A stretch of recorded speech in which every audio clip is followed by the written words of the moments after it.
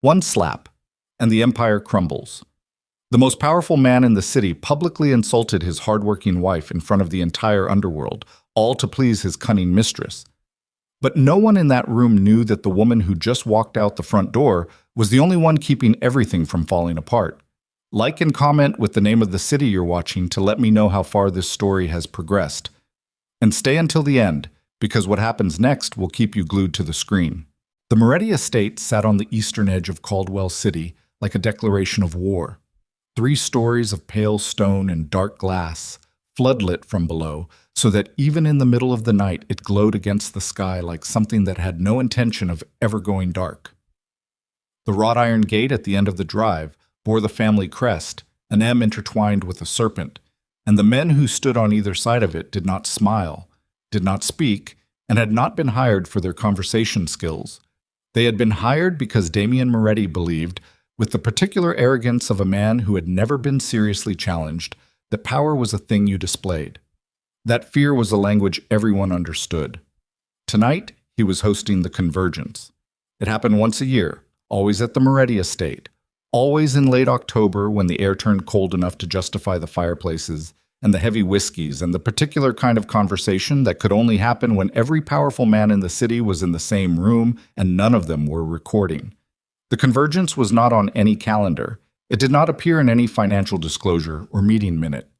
It was simply understood by the Calabrese family, who controlled the waterfront and the shipping unions, by the Voss syndicate, who ran the northern gambling operations and 2 city councilmen, by the Harlan brothers, who supplied the product that moved through every nightclub and back alley from the stadium district to the river, and by a dozen other men whose names appeared on charitable foundations and real estate holding companies, but whose real business was the kind that required armed escorts and untraceable phones.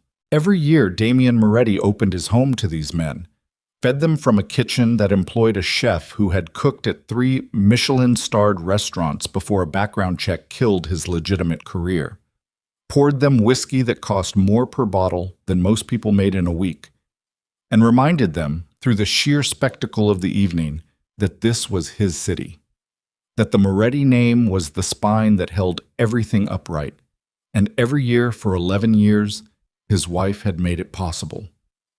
Vivian Carter Moretti stood at the far end of the main hall at 9:14 in the evening, holding a glass of sparkling water because she did not drink at these events, could not afford the soft edges that alcohol produced, and watched the room with the quiet attention of someone who was running calculations no one else knew were being run. She wore a dress the color of deep charcoal, understated in the way that only very expensive things manage to be understated, and her dark hair was pulled back with a precision that some women in the room mistook for severity. She was 37 years old. She had the kind of stillness that people either found reassuring or unsettling, depending on what they needed from her. What the room did not know, what almost no one in Caldwell City knew, was that the annual Convergence ran as smoothly as it did because Vivian had spent the 3 weeks preceding it managing every detail that mattered. She had placed the calls to the city's permit office through an intermediary to ensure the estate's private security arrangement would not be flagged. She had coordinated with the Calabrese family's consigliere to resolve a simmering territorial dispute over a trucking route before it could poison the room's atmosphere. She had personally renegotiated the terms of the Voss syndicate's silent partnership in a legitimate hotel chain, a partnership that funneled clean money back into the family's operational budget, because Damien had misread the margins and was about to agree to terms that would have cost them $2.3 million over 4 years. She had caught it in a spreadsheet at 11 o'clock on a Tuesday night and fixed it without telling him she had fixed it. That was how it worked. Damien stood in the center of the room near the fireplace, broad-shouldered and dark-suited, laughing at something that Sal Calabrese had said. He was 44, still physically imposing, with the kind of face that had been handsome once and had since evolved into something more interesting, harder, more lined, carrying the weight of decisions that had not always been clean. He worked the room with the fluency of a man born to it, which he had been, 3rd generation, the name handed to him like a loaded weapon before he was old enough to understand what it meant. He did not look at Vivian often during these events. That was, she had learned, simply how he moved in public. In the first years of their marriage, she had taken it personally. She no longer did. She had other things to take personally. Camille Voss arrived at 9:22. She was not from one of the families. She was Elliot Voss's niece by a second marriage, which made her adjacent to power in the particular way that created the most dangerous kind of ambition. Close enough to smell it, far enough that she'd spent a decade constructing reasons why it should be hers. She was 30 years old, precise and deliberate in her movements, and she had been sleeping with Damien Moretti for 14 months. Vivian knew this the way she knew most things, through documents, through patterns, through the particular texture of a lie repeated often enough that it starts developing its own structural integrity. She had known for 9 months. She had said nothing because she was deciding what to do, and Vivian Carter Moretti did not act until she knew exactly what she was doing. Camille moved through the room with the ease of someone who had rehearsed this.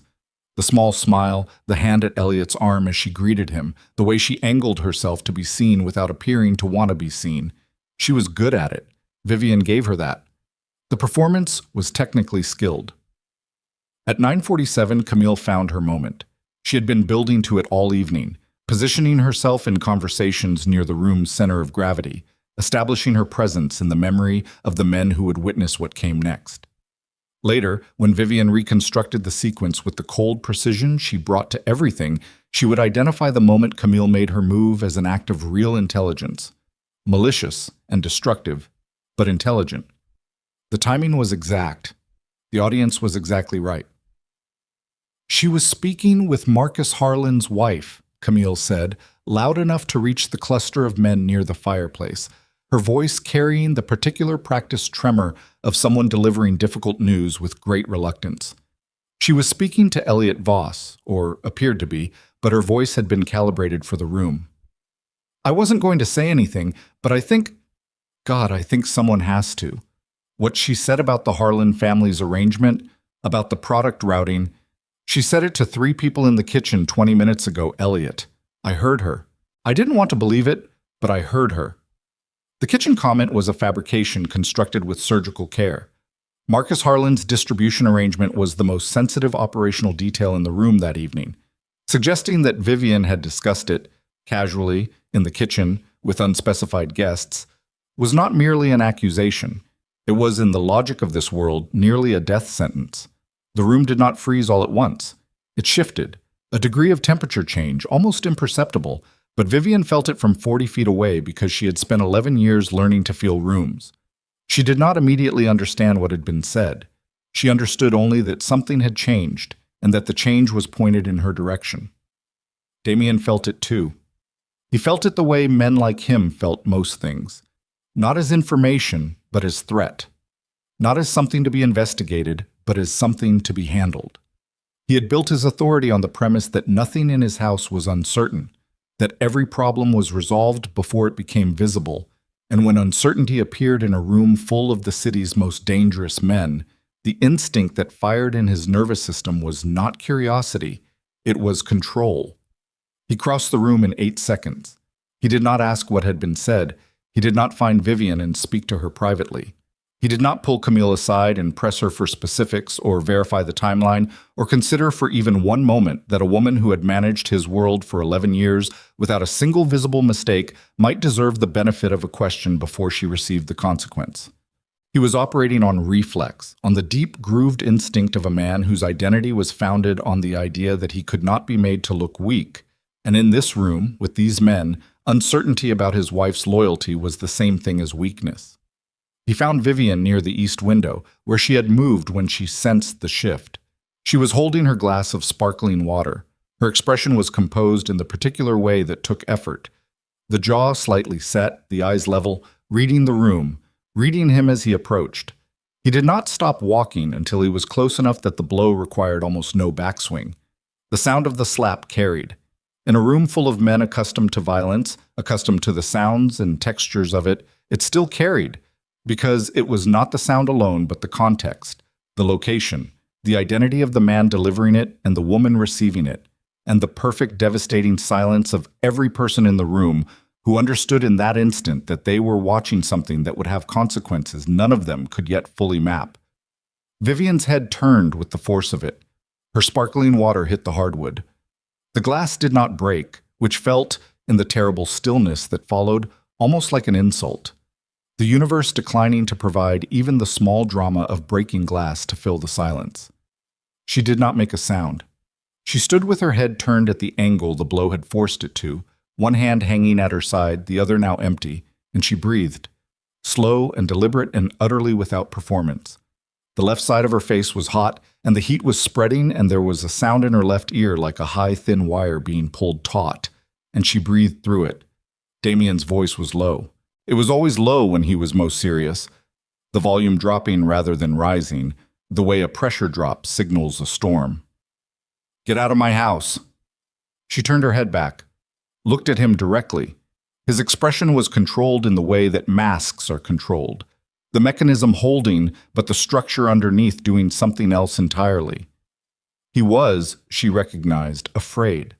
Not of her, of the room, of the impression of disorder that her presence now represented in the story Camille had introduced. She did not argue. She did not ask what she had supposedly said or where or to whom.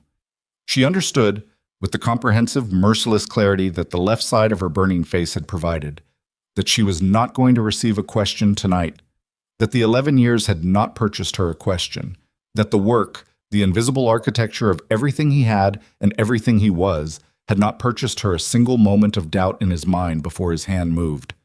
She understood this, and something inside her that had been bending for a long time stopped bending. She reached up.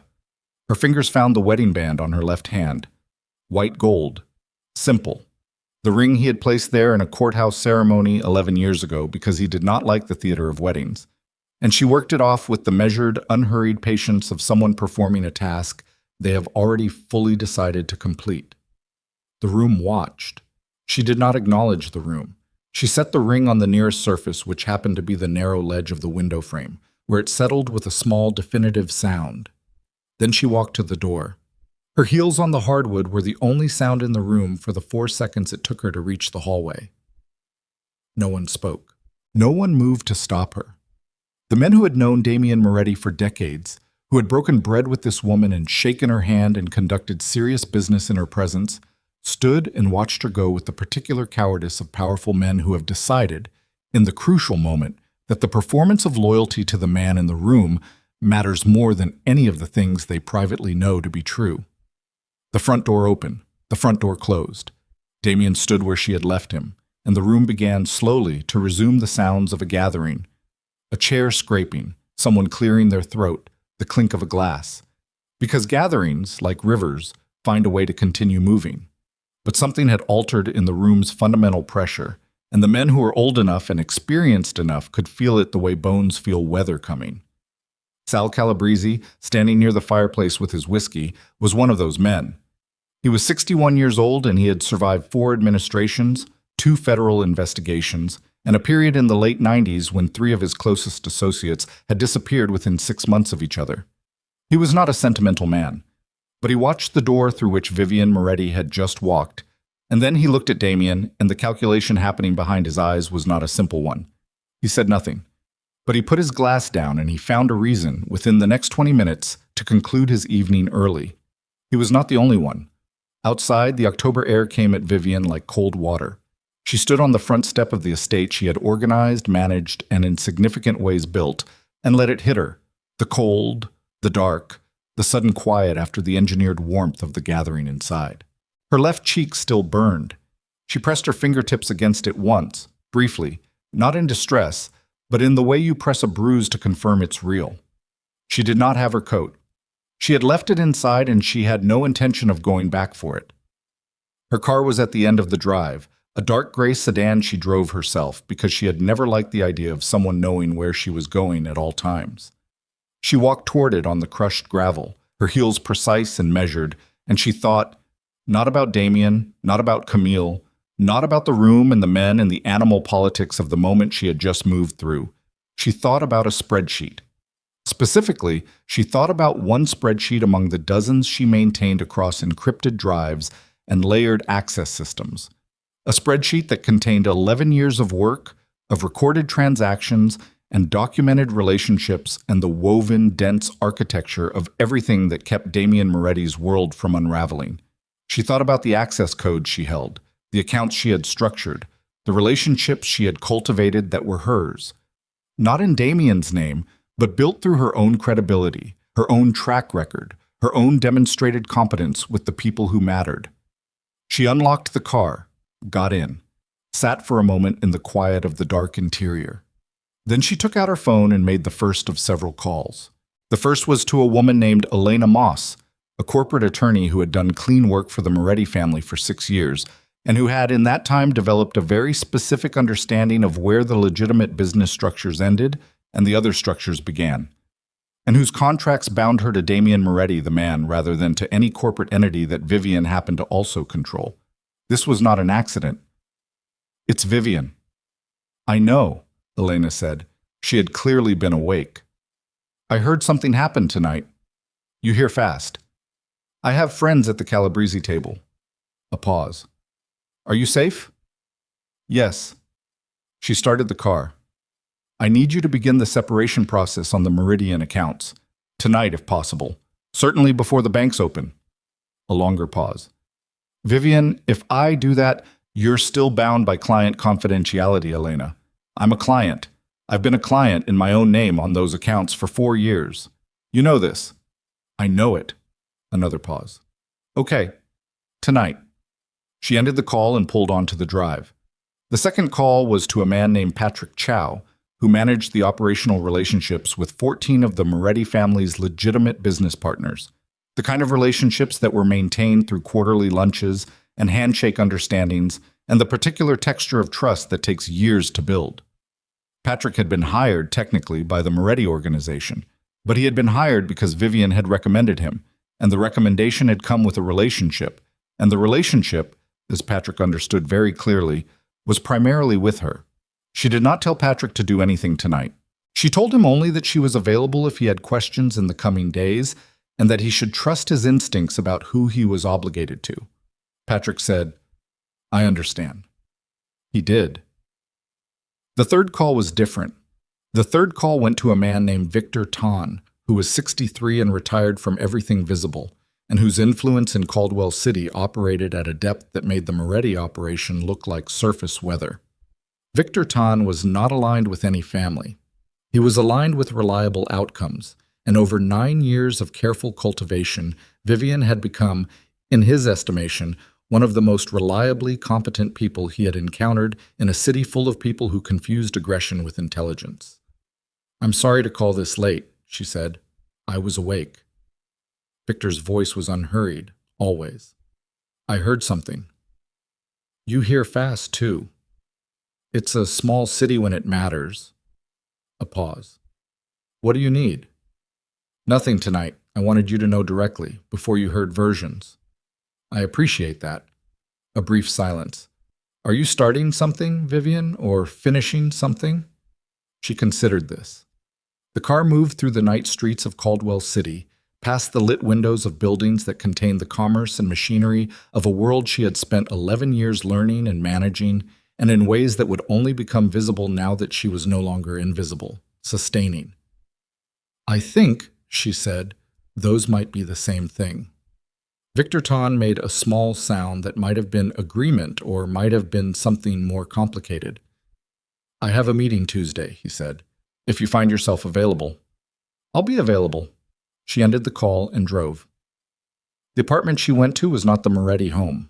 It was a 2-bedroom unit in a building in the Westfield district, leased in her own name, for which she paid rent from her own accounts that had existed in her name since before her marriage, and which had been carefully maintained as separate from everything that carried the Moretti name. She had furnished it 3 years ago, gradually, without drama, without anyone asking questions because no one who knew her thought to ask, and she had never explicitly told Damien it existed because he had never explicitly asked about her finances, and she had never volunteered them. She had not been planning to leave tonight, but she had been planning. The apartment was cold when she entered. She turned on a single lamp and sat at the small kitchen table, still in her charcoal dress, still without her coat, and opened her laptop with the precise, methodical movements of someone beginning a work session rather than processing a catastrophe. She worked until 4 in the morning. By the time she stopped, 3 legal processes had been initiated. 2 financial structures had been quietly reorganized in ways that were entirely within her rights as a named account holder and incorporated officer, and she had drafted and sent, from her own corporate email address, 7 short notes to 7 separate contacts.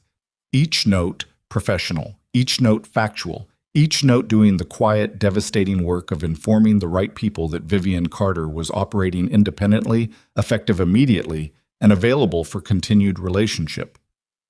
Not a single note mentioned Damien Moretti by name. She did not need to. At the estate, the convergence had ended early. The stragglers filtered out by midnight, which had never happened before.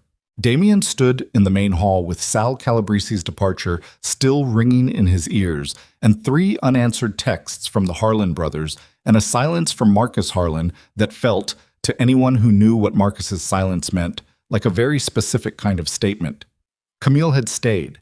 She stood near the fireplace now, the room emptied, wearing the expression of someone who had done exactly what she intended and was now slightly surprised by the precise dimensions of the damage. She had expected the room to contract around Damien after Vivian left, to tighten its loyalty, to affirm him, to reassert the old structure with Vivian removed from it. She had not expected the particular quality of the silence that the departing guests had left behind. "That went," she began. "Don't." Damien's voice was flat. He was holding his whiskey glass without drinking from it. He was staring at the window ledge near the east wall, where a small circle of white gold caught the light. He crossed to it, picked up the ring, held it in his palm, and looked at it the way you look at something whose significance you are still in the process of calibrating. The thing about Damien Moretti, the thing that had kept him at the top of a violent and unforgiving structure for 20 years, was that he was not stupid. He was impulsive. He was proud in the particular destructive way of men raised to believe that pride was the same as strength. He was capable of catastrophic judgment in moments when his authority felt threatened. But he was not stupid, and standing in his empty house in the small hours of the morning, holding his wife's ring, he could feel something, not yet the full shape of it, not yet the specific and terrible dimensions, but the first cold certainty that he had done something tonight from which there might be no recovery. He thought about the convergence, about who had left early and who had not met his eyes on the way out. He thought about Sal Calabresi's expression, not angry, not disgusted, but calculating, in the way that Sal only calculated when he was reassessing something he had previously considered settled. He thought about Vivian standing at the east window with her glass of sparkling water, watching the room with those quiet, working eyes, running calculations he had never bothered to ask about because he had never needed to ask. Because everything had always worked. Because the lawyers had always handled things, and the accounts had always been in order, and the partners had always stayed aligned, and the machine had run. He put the ring in his jacket pocket and finished his whiskey. "Call your uncle," he said to Camille without looking at her. "Tell him I want to speak to him tomorrow." "Elliot? Why?" "Because I want to understand exactly what you told him tonight. Exactly." He set the glass down. "Word for word." Camille's expression shifted in a way she couldn't fully control. A micro-compression around the eyes, a beat too long before she answered. "I told him what I saw, what I heard." "What you heard." He looked at her then, and the look was not warm. "Describe the kitchen to me, Camille. Describe who was standing where." The silence that followed was less than 3 seconds long. In another context, it would have meant nothing. In this context, in this room, with this man, it meant everything. He nodded slowly. "Go home," he said. "Damien, go home." She went. He stood alone in the main hall of the Moretti estate, in the house his grandfather had built and his father had expanded, and he had spent 20 years defending with a combination of force and cunning and the particular irreplaceable infrastructure that he was only now, standing in the wreckage of a night he could not undo, beginning to understand had never fully been his. At 4:47 in the morning, his personal phone buzzed. A message from Elena Moss delivered through the firm's secure notification system, informing him that she would be unable to continue representation of his personal accounts effective immediately, that the relevant documentation had been filed to reflect the change, and that he should seek new counsel at his earliest convenience. He read it twice. He did not understand all of what it meant, not yet.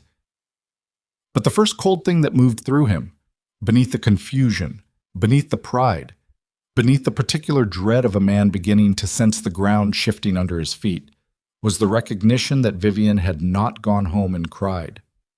That somewhere in the city tonight, in the hours between the slap and the dawn, while he had been standing in his empty house with a whiskey glass and a ring in his pocket, his wife had been working.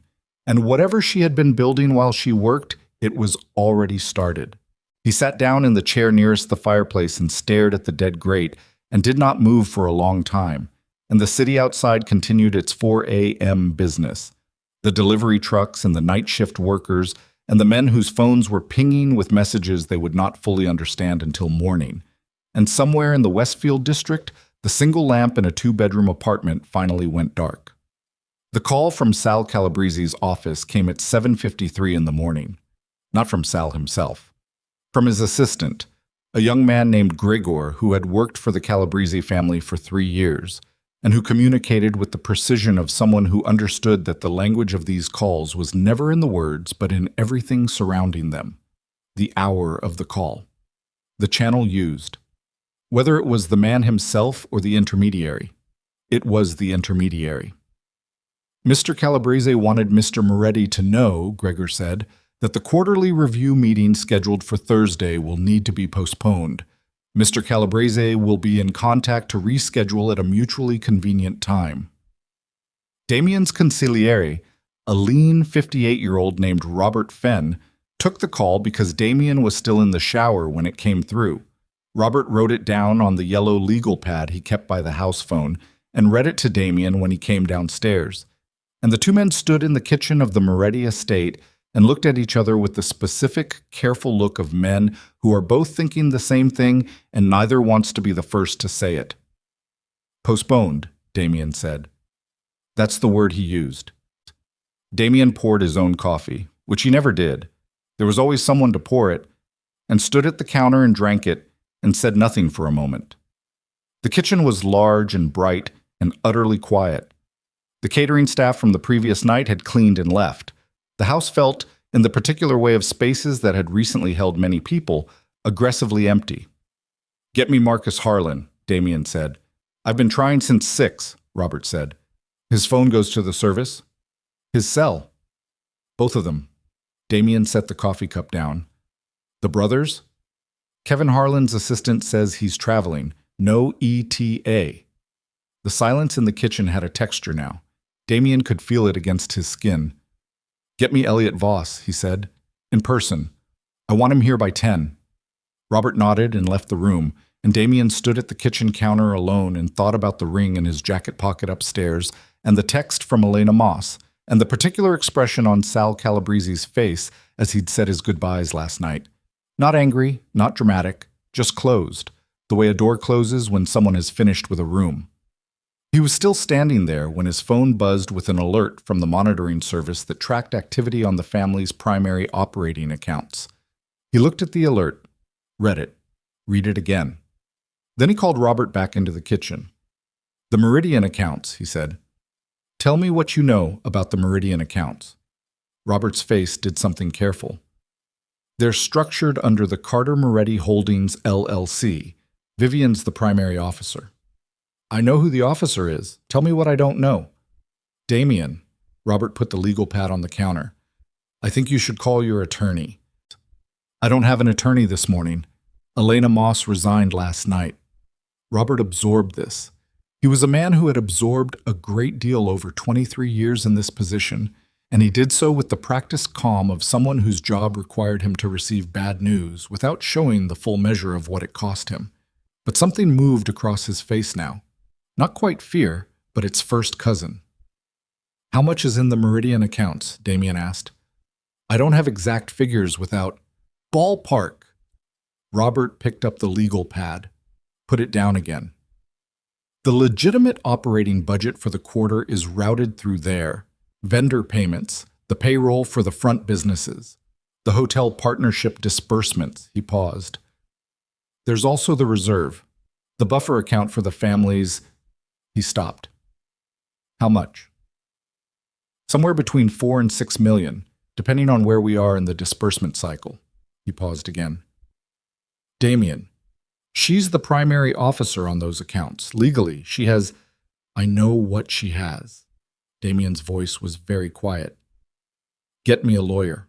Not one of the firm's people. Someone outside, someone I can trust by noon.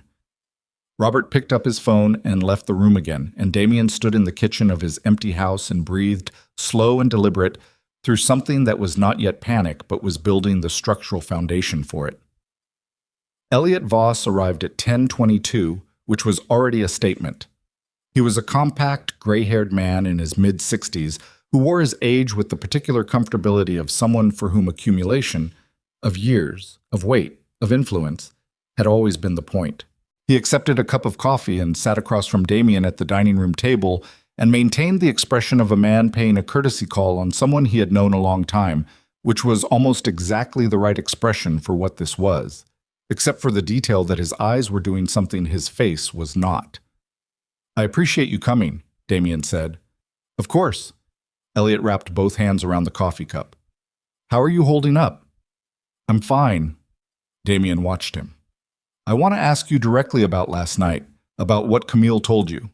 Elliot's expression did not change. This itself was information. She mentioned some concerns about something she'd overheard. Did you believe her? A pause. She's my niece. That's not what I asked. Elliot set his coffee cup down with a small, precise movement. I've known Vivian for 9 years, Damien. In 9 years, I've never had a reason to question her discretion. Not once. He looked at the table. I didn't want to be the one to say this last night. The room wasn't... He stopped. The room wasn't the right place. Say it now. Elliot looked up. Your niece has been very present in your life for the past year or so. That's not a secret. And the story she told last night about the kitchen, about what Vivian said and to whom... He paused carefully.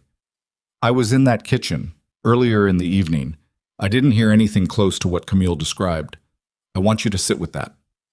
The dining room was very quiet. Damien's hands were flat on the table in front of him. He looked at them. The thing that was happening in his chest was complicated, and he did not have the vocabulary for it. Or perhaps he had the vocabulary and was simply not prepared to use it yet. Why are you telling me this now? He said. Because you asked me directly. Elliot picked up his coffee again. And because I respect you enough to answer direct questions directly, which is more than... He stopped himself. More than what? Elliot shook his head. I should go. I have a meeting. He stood.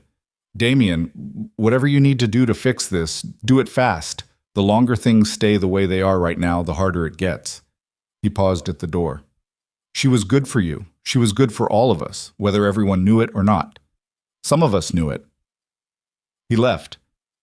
Damien sat at the dining room table alone and did not move for a long time. Across the city, in a conference room on the 14th floor of a building in the Westfield Financial District, Vivian Carter sat across from a man named James Okafor, who was a senior partner at a corporate restructuring firm and who had, over the course of a 2-hour breakfast meeting that had started at 8 o'clock, gone from professionally courteous to something closer to genuine attention. He was not a man easily impressed. He had restructured 3 mid-sized companies in the past 2 years and consulted on 2 federal-level financial investigations. And he had taken this meeting because Victor Ton had called him personally the previous evening and said without elaboration that it would be worth his time. He was beginning to understand why. Walk me through the investment holding structure again, he said. The Carter side specifically. Vivian had a single folder on the table in front of her, closed. She had not opened it. She had been speaking from memory for the past 40 minutes, and what she had described, the layered corporate structures, the legitimate business relationships, the financial architecture she had built and maintained in parallel to the Moretti operation, but entirely within her own legal standing as a corporate officer and account holder, was not what he had expected when Victor had called. He had expected, if he was honest with himself, a frightened woman with money and a grievance. What he had gotten was a financial architect presenting a restructuring plan she had apparently been developing in her head for a significant period of time. The Carter Holdings primary structure is clean, she said. The accounts have been separated, and the documentation reflects the separation. There's no legal exposure that flows to me from the Moretti organization's other activities, because I was careful from the beginning to ensure there wouldn't be. From the beginning, he repeated. Yes. How far back is the beginning? She considered this briefly. I started structuring the separation about 3 years ago. I didn't know when I'd need it. I knew I might.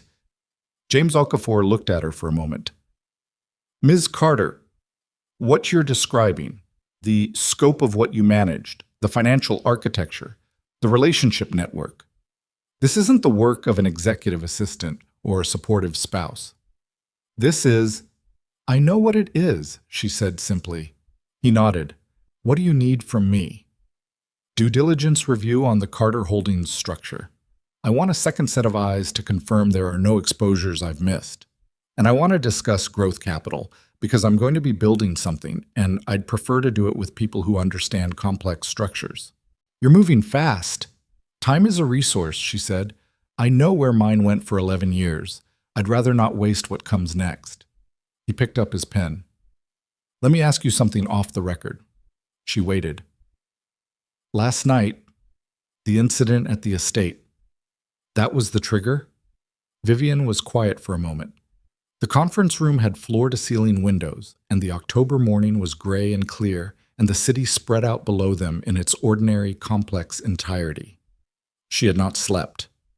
The left side of her face no longer burned, but there was a tenderness along the cheekbone that she was aware of as a constant low-level fact, like weather. No, she said. Last night was the confirmation. He wrote something. Okay. He capped his pen. I'll need 48 hours for the due diligence review. After that, let's talk about the growth conversation. She stood and extended her hand, and he shook it. And as she left the conference room, he sat for a moment looking at the closed door, and then he picked up his phone and called Victor Tan. She's the real thing, he said when Victor answered. I know, Victor said. That's why I called you. In the northern part of the city, in the offices of the Harlan Brothers Transportation Company, the legitimate face of the most significant product distribution operation in Caldwell's criminal economy, a man named Dennis Graft sat across from Kevin Harlan in a room that smelled of coffee and industrial carpet and the particular tension of a conversation that had been necessary for some time and was only now being had. Dennis Graft was the Moretti family's operational liaison to the Harlan distribution network. He had held this position for 7 years.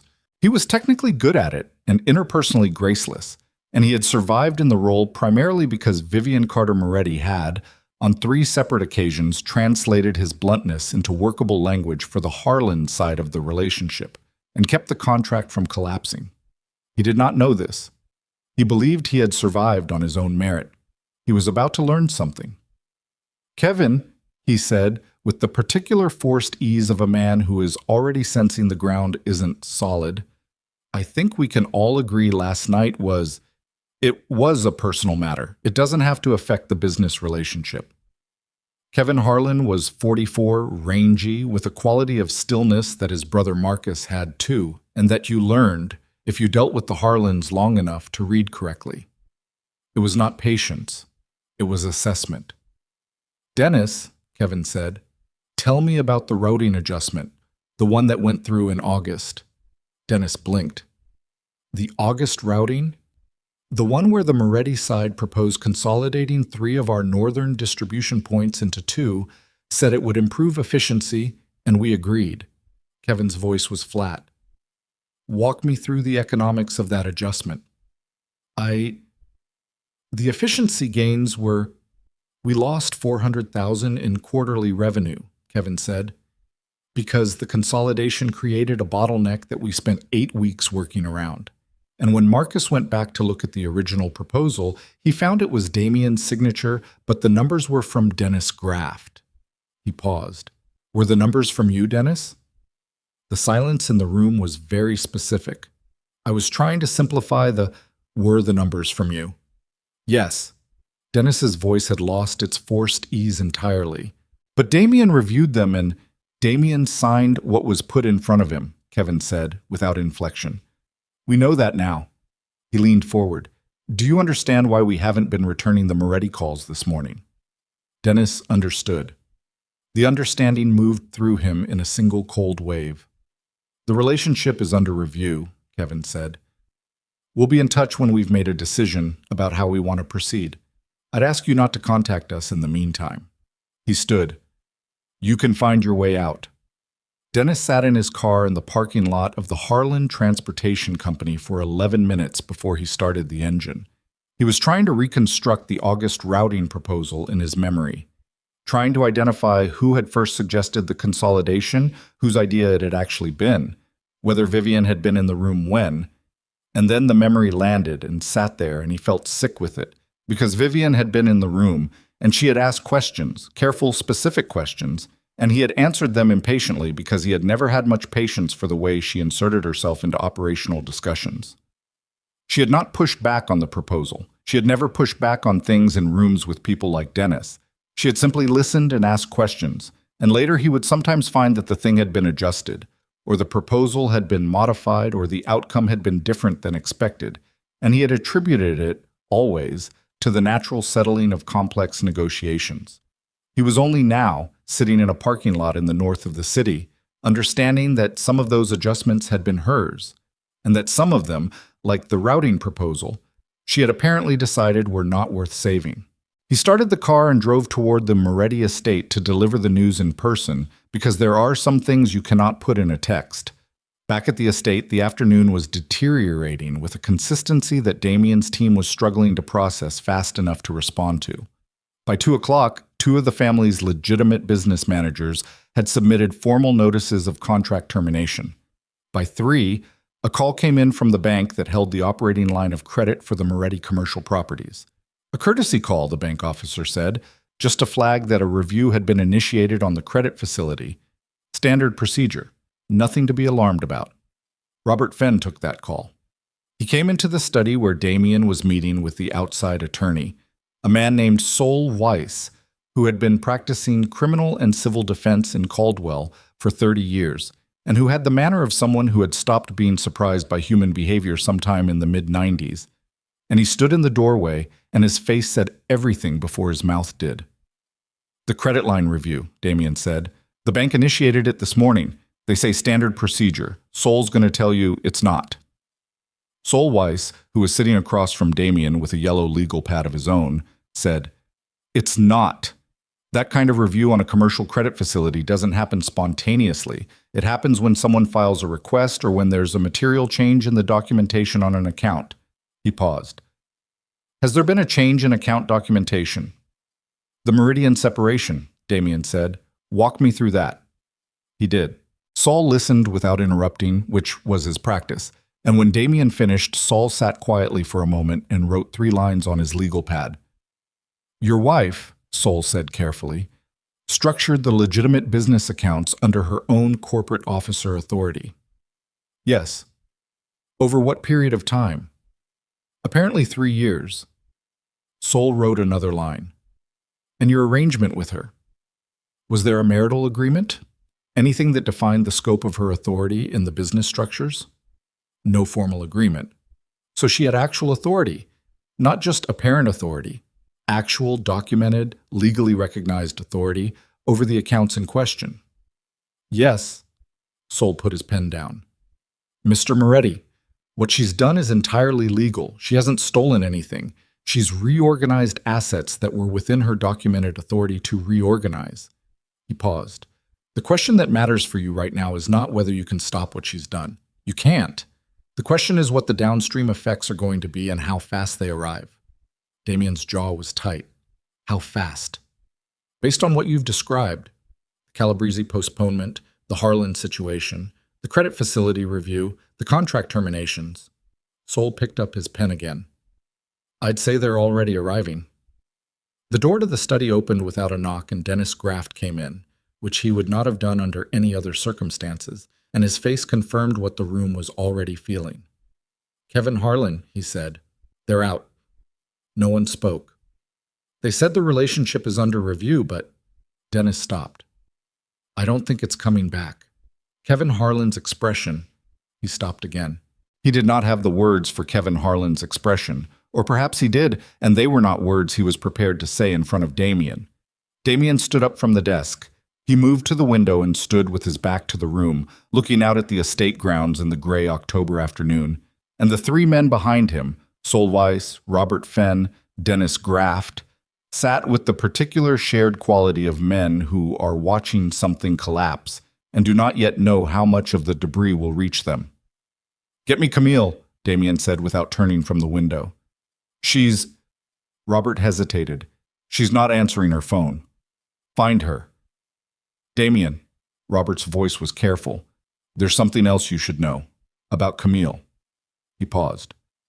Sol's team pulled some preliminary background this morning, looking at the timeline of the last year. The Voss family's northern accounts. There have been some irregularities. Transfers that were flagged internally, but not escalated. The amounts are— He stopped. Damien turned from the window. "How much?" "About 800,000 over 14 months. Robert held his gaze.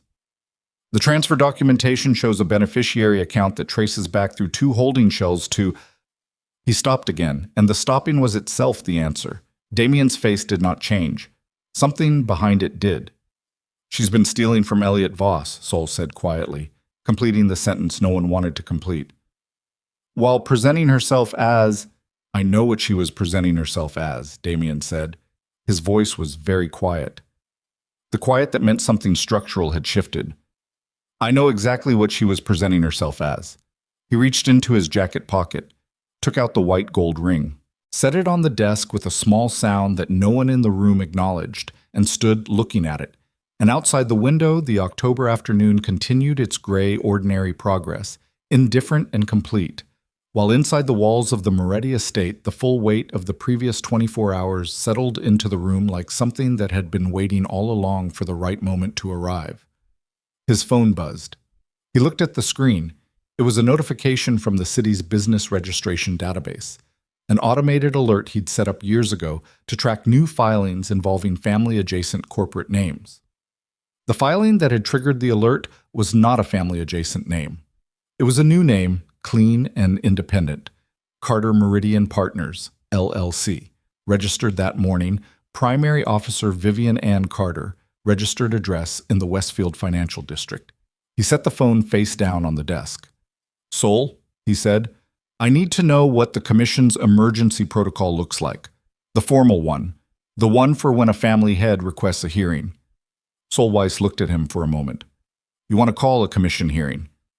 I want to know what it requires."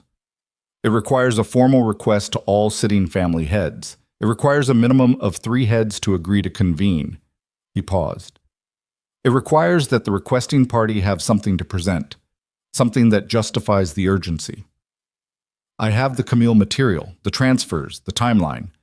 Damien picked up his phone again. "I need to get ahead of this before the commission hears about last night secondhand and draws their own conclusions." "Damien," Sol's voice was measured, "if you call a commission hearing, you are inviting every family head in this city to sit across from you and evaluate what you did last night and what has happened since. You will be presenting from a position of—" "I know what position I'm in." "Do you?" Sol held his gaze.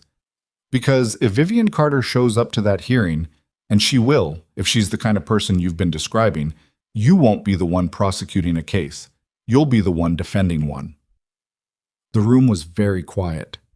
Damien stood at the desk of his inherited study, in the house his grandfather had built, with a ring on the desk in front of him and a new corporate filing on his phone screen, and looked at Solweiss, and the thing that moved across his face was not anger, and was not pride, and was not the controlled mask of authority he had been wearing since before he was old enough to understand why he needed it. It was the face of a man beginning, for the first time and far too late, to understand exactly what he had lost when he watched his wife walk out the front door. He picked up his phone and dialed the first commission family head anyway, because there was no direction available to him now except forward, and the hearing was set for 48 hours from that moment. And somewhere in the Westfield district, Vivian Carter received a formal notification of the commission's convening and read it once and set her phone down and went back to the document she had been drafting because she had expected this, had built for this, had known since 4 o'clock in the morning when she finally turned off the lamp that the commission hearing was not a threat to her position. It was an invitation, The commission convened at 7 in the evening, 2 days after the convergence, in a private dining room on the third floor of a restaurant called Aldero's that had been in the Calabrese family's legitimate portfolio for 30 years, and served, on nights like this, as the closest thing the city's criminal infrastructure had to a neutral court. The room held a long rectangular table, 12 chairs, a sideboard with water and coffee that no one touched, and the particular quality of silence that accumulates in spaces where serious decisions have been made over a long period of time. The walls were dark wood. The lighting was low. There were no windows. Sal Calabrese sat at the head of the table, which was his right as the eldest active family head and the host by virtue of the location. To his left, Elliot Voss.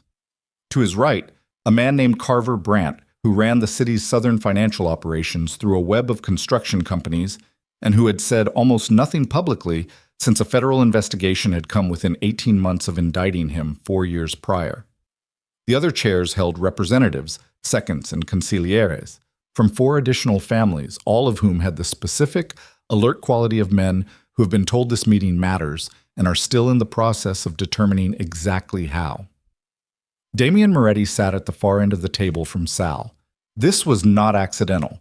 This was the geometry of a man who had called a hearing and was, by the logic of that action, obligated to present rather than preside. Sol Weiss sat to Damian's right, not as legal counsel. Counsel was not a role recognized by the Commission's informal protocols, but as an advisor whose presence Sal had permitted with a small nod when they entered. Robert Fenn was in the hallway outside. Dennis Graft had not been invited. Camille Voss was not present. She had not been located in 48 hours.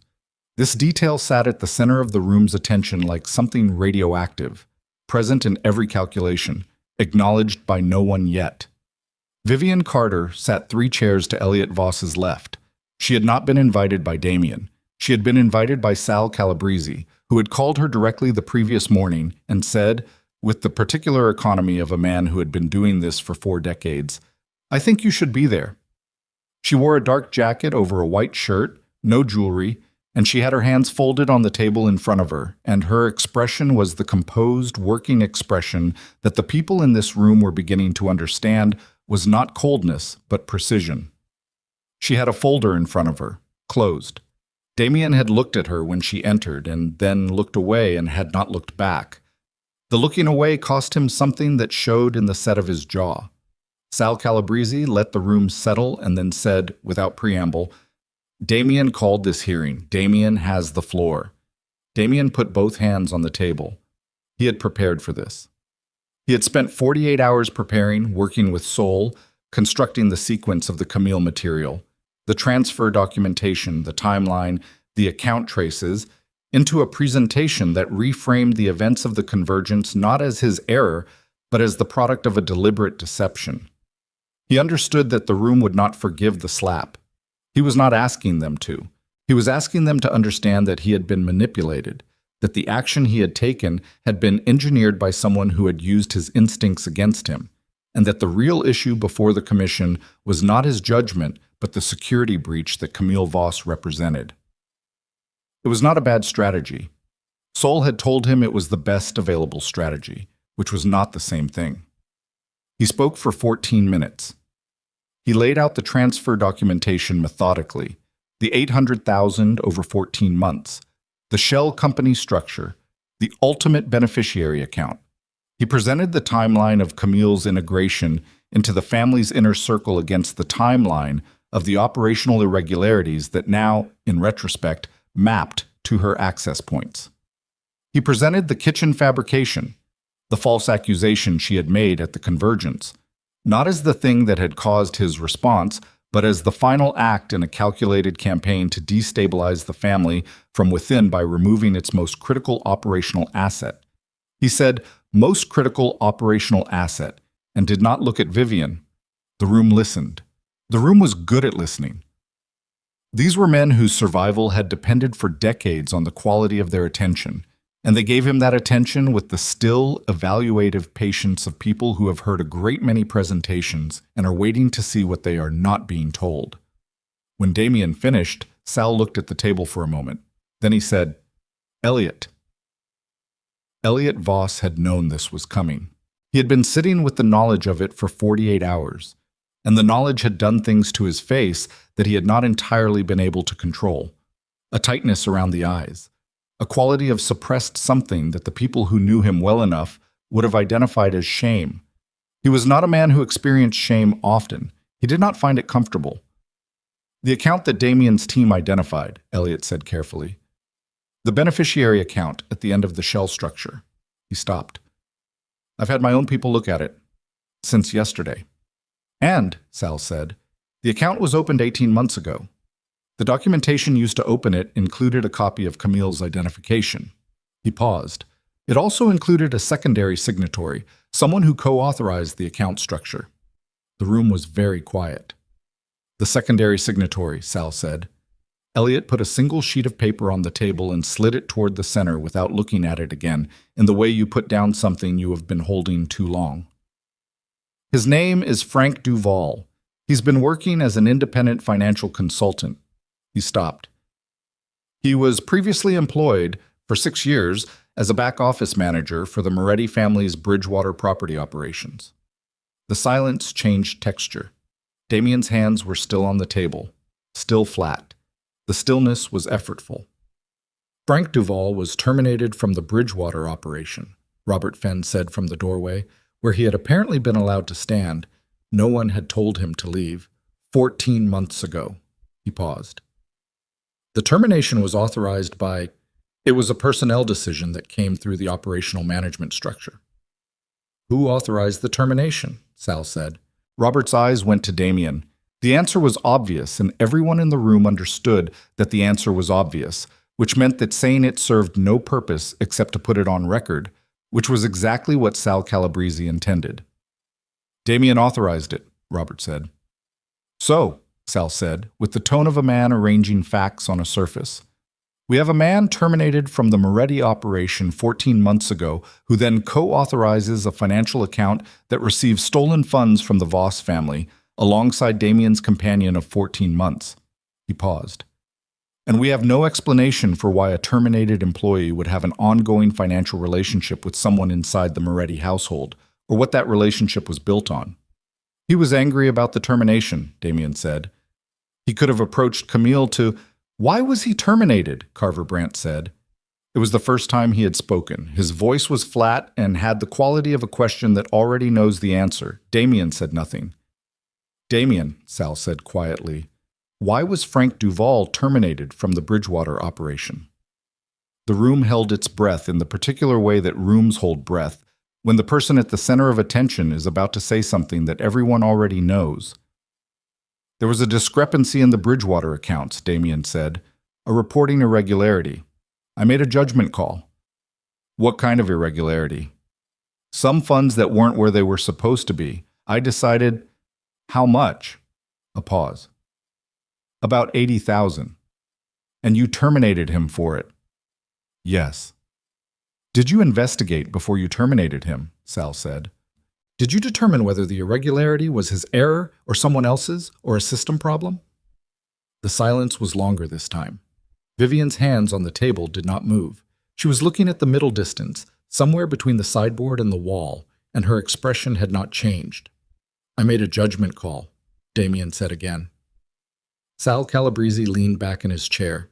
He was 61 years old, and he had the capacity for a specific kind of patience that only comes from having seen a great many things resolve themselves in the worst possible way, and having learned that the worst possible way is often the one that was most clearly visible from the beginning to anyone paying real attention. He looked at Damien with an expression that was not quite pity and not quite judgment, and was somewhere in the territory that exists between them, where only the most tired kind of understanding lives. Vivian, he said. She opened her folder. What she placed on the table was not what Damien had expected. He had expected, if she presented anything, a financial document, account records, corporate filings, something in the register of the business material she had been constructing. What she placed on the table was a series of printed communications. 11 pages, date-stamped, laid in a sequential row from her position down the center of the table so that every person present could see the headers without reading the full content. These are communications between Camille Voss and Frank Duval, she said, beginning 22 months ago, before Frank Duval's termination. She paused. I became aware of an anomaly in the Bridgewater reporting structure approximately 25 months ago. It wasn't Frank Duval's error. It was a misrouting in the accounts payable system that I had flagged internally but hadn't yet corrected.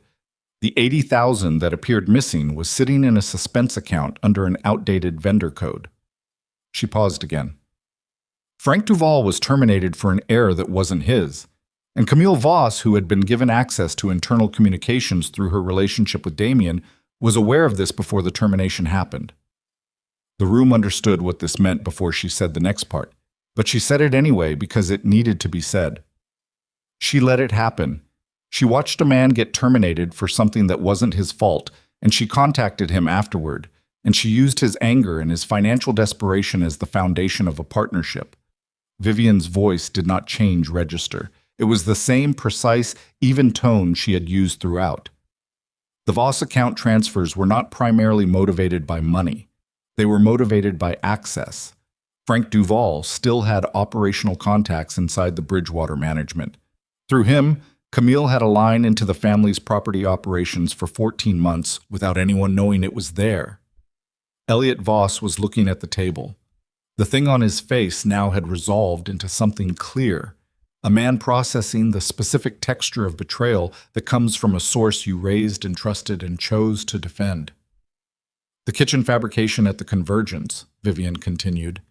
That was the exit move. She had taken what she needed, the operational intelligence, the financial transfers, the relationship capital she'd accumulated through Damien. The next step was to remove me from the structure, not because I posed a specific threat she'd identified, but because she understood correctly that as long as I was present, I was the most likely person to eventually locate the anomalies. She closed her folder. She was right about that. The room was very, very quiet. Damien was looking at the 11 pages on the table. His face had the quality of something that has been under load for too long. Not broken yet, but past the point where breaking would be a surprise. Sal Calabrese said, "Where is she now?" "She withdrew $43,000 from a personal account yesterday morning," Vivian said. "Cash. The account is now empty. I don't know her location." Carver Brandt said something very quietly to the man sitting next to him. The man nodded and left the room. "Damien," Sal said.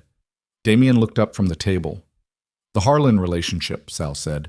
"It's finished. I spoke to Kevin this afternoon. He was clear." He paused. "The Voss partnership is... Elliot will speak to that. But I think we both know what the Voss position is going to be given the circumstances." Elliot said, without looking up, "The partnership is suspended pending a full review. The stolen funds will need to be addressed before anything else can be discussed." "The Calabrese quarterly review," Sal said, "is not being rescheduled." The three statements landed in sequence like weight being stacked. Damien absorbed them with the stillness of a man who has been in rooms where things ended before, who knows what the ending of things sounds like, and who is sitting inside the specific private devastation of learning that this time the thing ending is his own. "The Commission's position," Sal said, "is that the Moretti family's operational authority in the eastern districts is under review, effective immediately. Territorial agreements are suspended until the financial irregularities have been addressed, and the Commission has had time to assess the structural stability of the organization." He folded his hands on the table. "This is not a punishment, Damien. It's a practicality. No one in this room can maintain agreements with an organization whose internal architecture is currently unknown." "Unknown," Damien said. The word came out flat. "You've told us tonight that your companion of 14 months was running an intelligence and theft operation inside your household. You've told us that a key operational decision, the Duval termination, was made without adequate investigation and created the conditions for the breach." Sal's voice was not cruel. It was simply direct, in the way that directness becomes the only kindness available. "We don't know what else we don't know. You don't know what else you don't know. Until that changes..." "I built this organization," Damien said. "Yes," Sal said. "You did." He paused. "And the woman sitting 3 seats to my left ran it for 11 years, and last night she filed a new corporate registration in the Westfield district." He looked at Vivian briefly, then back at Damien. "I'm not drawing a conclusion. I'm describing a reality." Damien pushed his chair back from the table. The scrape of it was very loud in the silent room. He stood, and he was still physically large and still carried the surface architecture of a man who commanded space. But something underneath it had changed. The load-bearing quality, the thing that made the size mean something. And everyone in the room could see that it had changed. He looked at Vivian. She looked back at him. The look between them contained 11 years and a slap and a ring on a window ledge, and 4 o'clock in the morning and a lamp going dark. And neither of them said anything because there was nothing in the register of language available in this room that was adequate to the actual content of the look. He picked up his jacket from the back of the chair. "Sol," he said. Sol Weiss stood. They walked to the door. Robert Fenn was still in the hallway and fell in beside them, and the three men moved down the corridor toward the stairs without speaking, and the sound of their footsteps receded, and the room they left behind held the specific, weighted silence of a conclusion. Sal Calabrese sat for a moment after the footsteps faded. Then he poured himself a glass of water from the sideboard and drank it, and said, to the room in general, "All right." The meeting dissolved in fragments. Quiet side conversations, phones being checked, chairs scraping back. Elliot Voss remained seated long after the others had moved. He was staring at the 11 pages of communications still lying on the table, the ones from Camille to Frank Duval, and his face had the look of a man doing arithmetic he doesn't want to complete. Vivian was gathering her folder when Elliot spoke. "How long did you know?" he said. "Not an accusation, just the question." She paused. "I found the first communication 14 months ago. I was looking for something else in the household server and found a thread that shouldn't have been there." She closed the folder. "I spent the next 6 months documenting before I understood the full scope." "You didn't say anything." "No." "Why not?" She looked at him with the direct, careful attention she gave to questions that deserved real answers.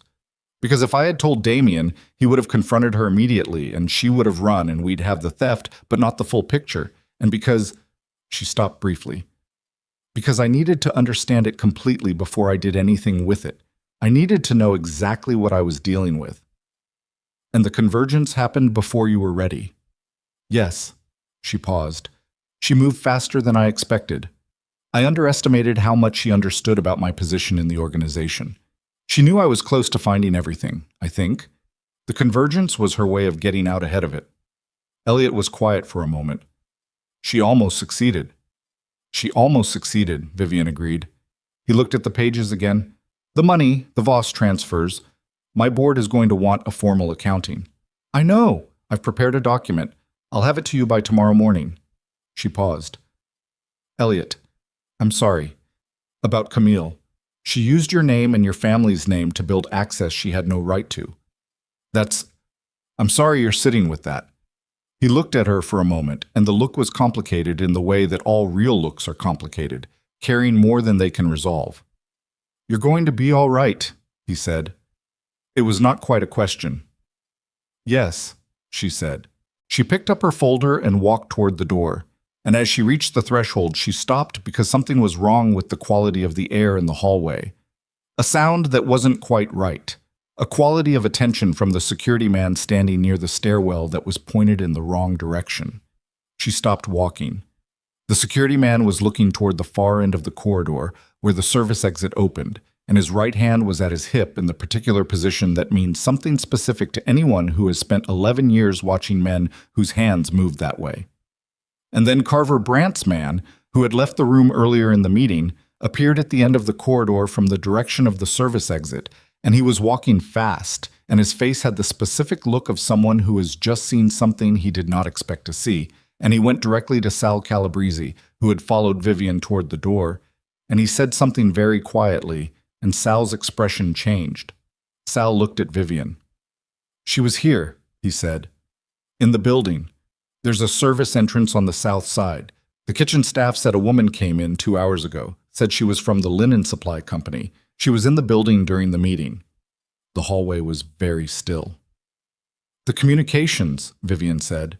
Her voice had not changed, but something behind it had shifted, a recalculation happening at speed. "The 11 pages I put on the table. She knows I have them. If she was in the building—" "She heard the meeting," Sal said. She knows the commission suspended the territorial agreements. She knows the financial documentation exists. Vivian's mind was moving fast through the architecture of the situation, through the specific shape of what Camille knowing all of this meant for the positions of every person who had been in that room. She didn't run yet. She came here, which means she wasn't finished with something. Carver Brandt appeared in the corridor. My man says she went into the building's office level. 3rd floor, east wing. There's a business center, computers, printers. She was printing something, Robert Fenn said from behind Vivian, or sending something. The silence lasted 1 second.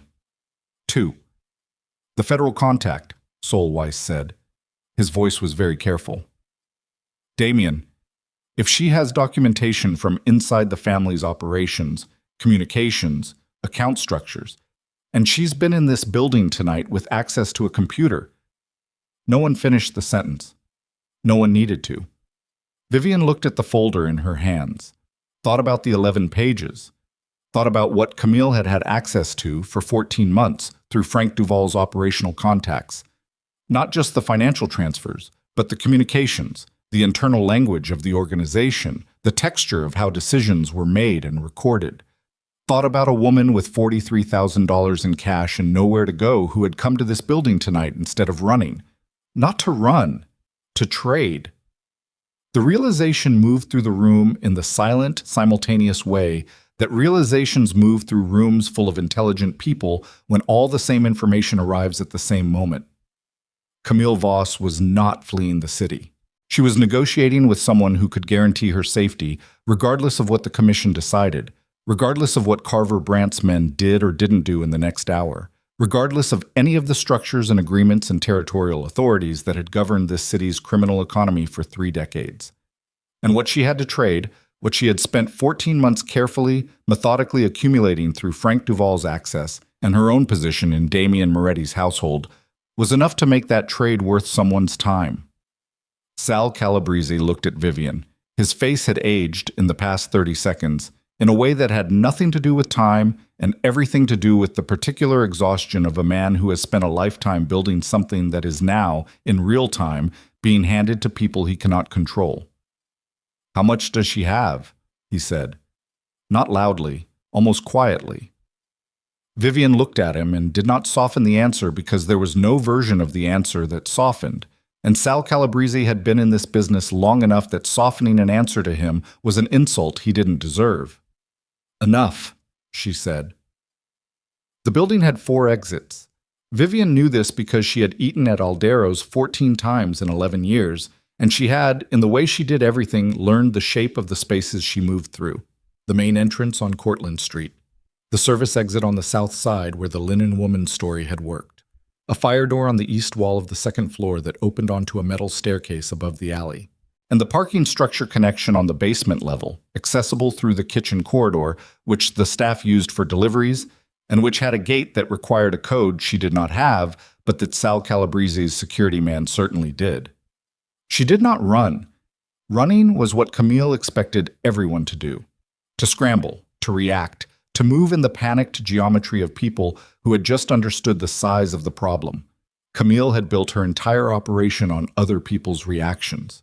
On Damien's reactive pride, on Frank Duval's reactive anger, on the commission's reactive alarm. Vivian put her hand on Sal's arm, light, specific. The basement exit, she said. How many men do you have on the parking level? 2. Pull them both up to the 3rd floor east corridor. Leave the basement gate unlocked.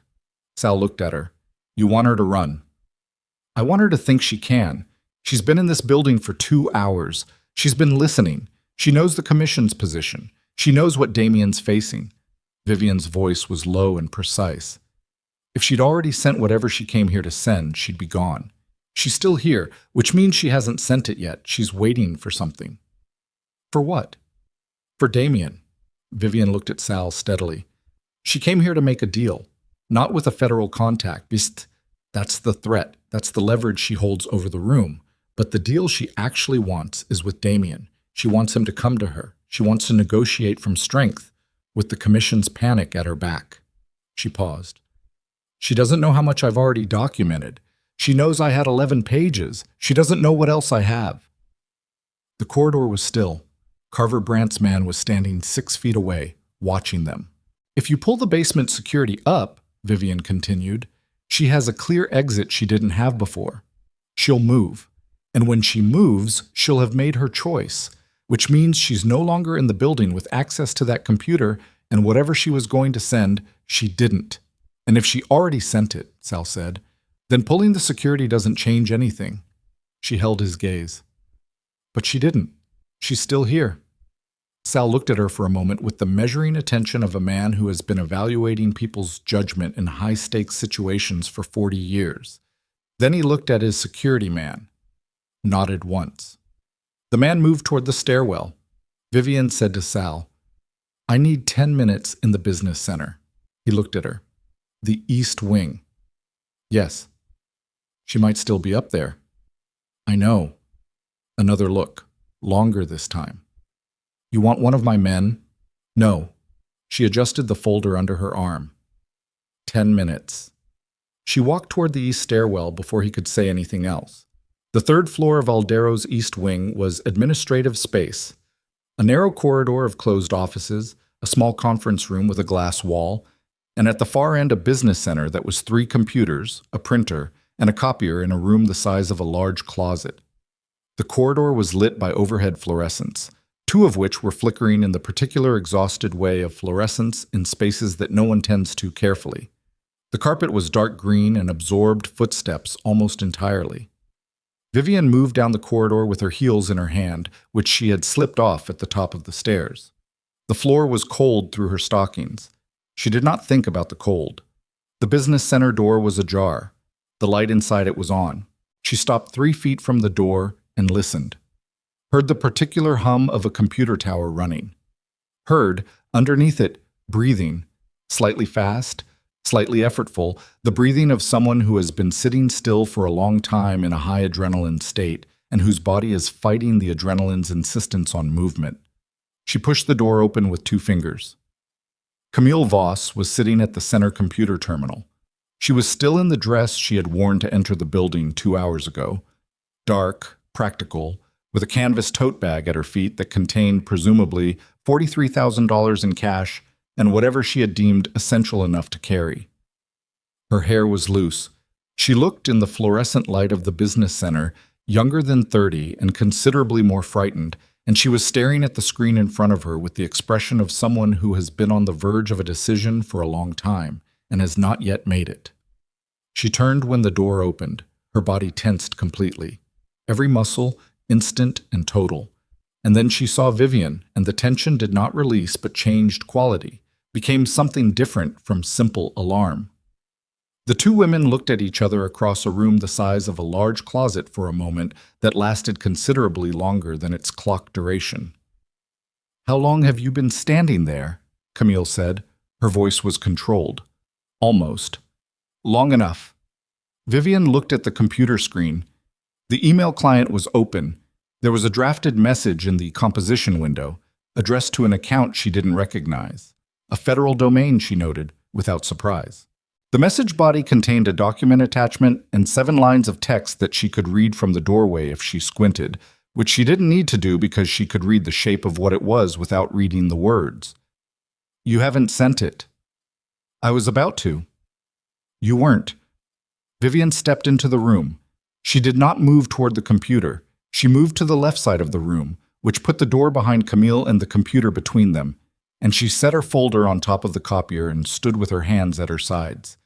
You've been sitting in this room for 2 hours with a sent button you could have hit in the first 2 minutes. So let's not. Camille's jaw tightened. Her right hand was on the mouse. What do you want? She said. I want to know what's in the attachment, Vivian said, not to stop you sending it, to understand the scope. A pause. Camille's eyes moved to the folder on the copier. What's in there? Everything I've documented in the past 14 months. The Duval communications, the transfer architecture, the timeline of your access points through the Bridgewater contacts. Vivian paused. The commission has seen 11 pages of it tonight. That's the public portion. Something moved across Camille's face. A recalculation, fast and visible.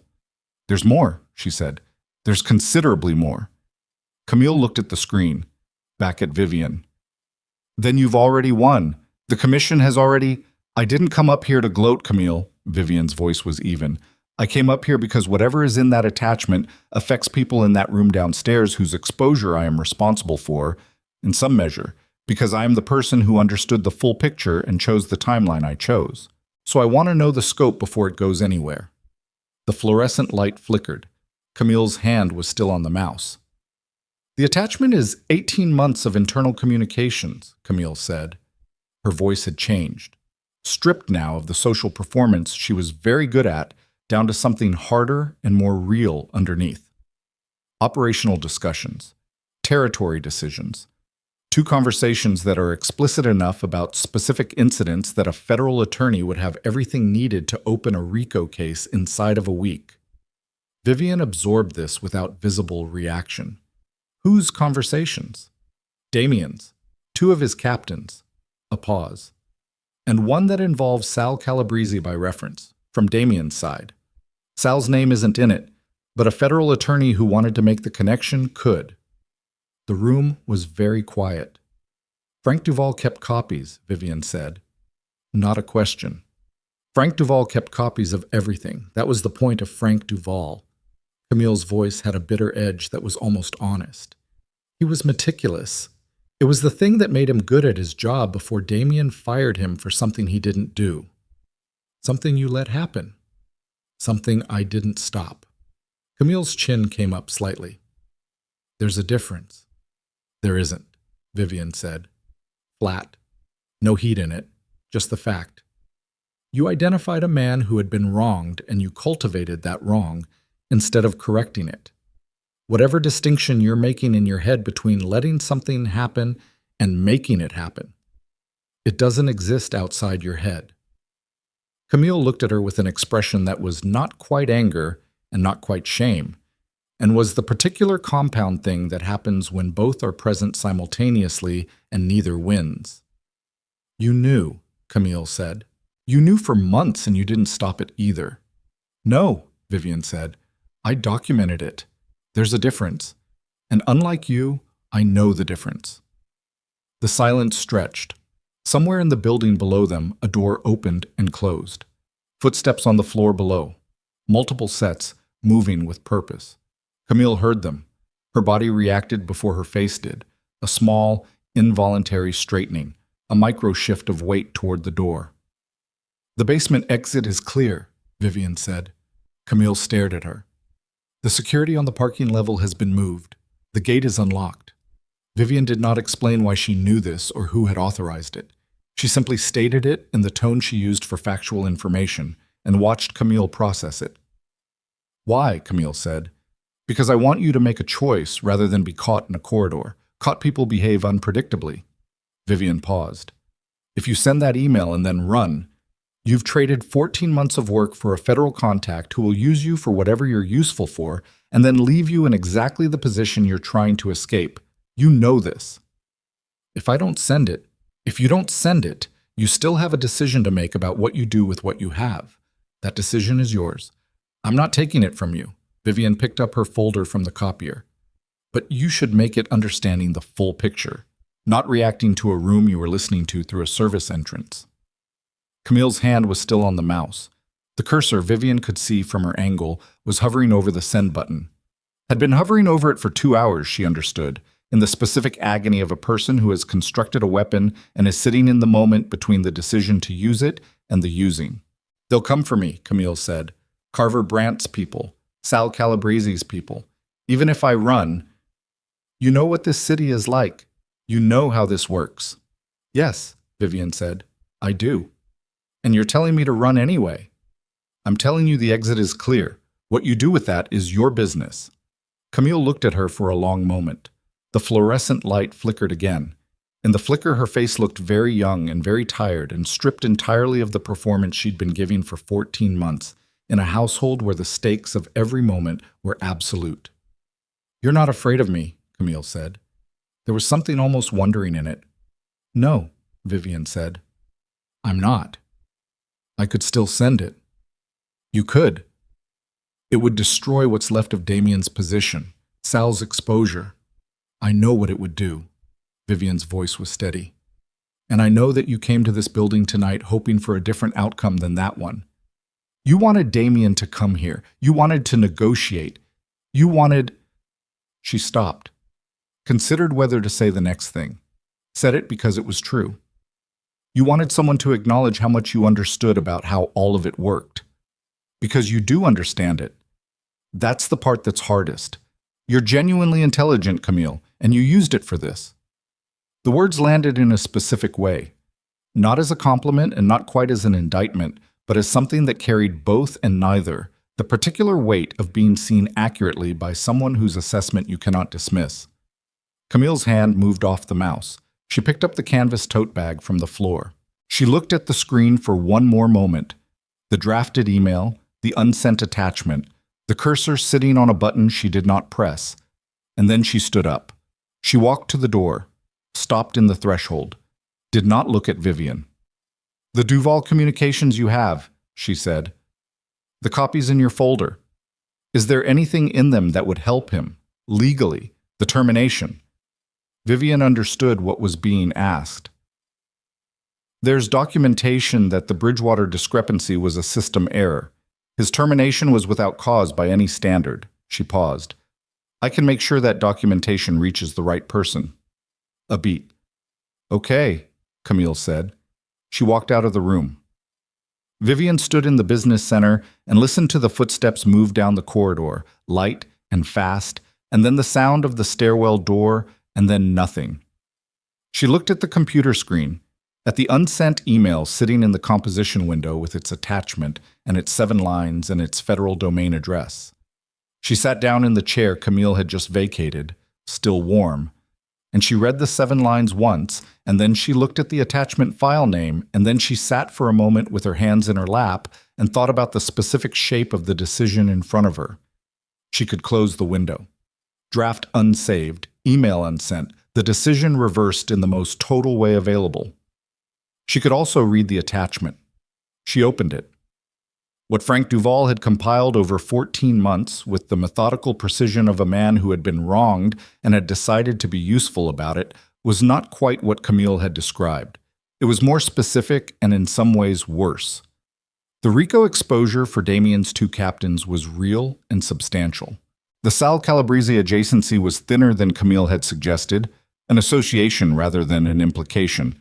But it was there, and a motivated federal attorney with resources and time could make something of it. There was also a third thread in the document that Camille had not mentioned, possibly because she hadn't fully understood its significance, or possibly because she had chosen not to leverage it in the room downstairs. The third thread involved Patrick Chow. Patrick Chow, who managed the operational relationships with 14 legitimate business partners. Patrick Chow, who Vivian had called on the night she left the estate and told to trust his instincts. Patrick Chow, who had said, "I understand," in a tone that meant he understood exactly what she was asking him to do. The document showed 2 conversations, captured through Frank Duval's access to the Bridgewater communications system, in which Patrick Chow had discussed, with a party whose identity was obscured by a handle rather than a name, certain details about the legitimate business structure that would have been, in the hands of a federal investigator, evidence of Chow's knowing participation in the layering of funds through the legitimate partner network. Patrick Chow, who had moved his relationships to Vivian's side in the days after she walked out. Patrick Chow, whose legal exposures, if this document reached a federal contact, would be substantial and immediate.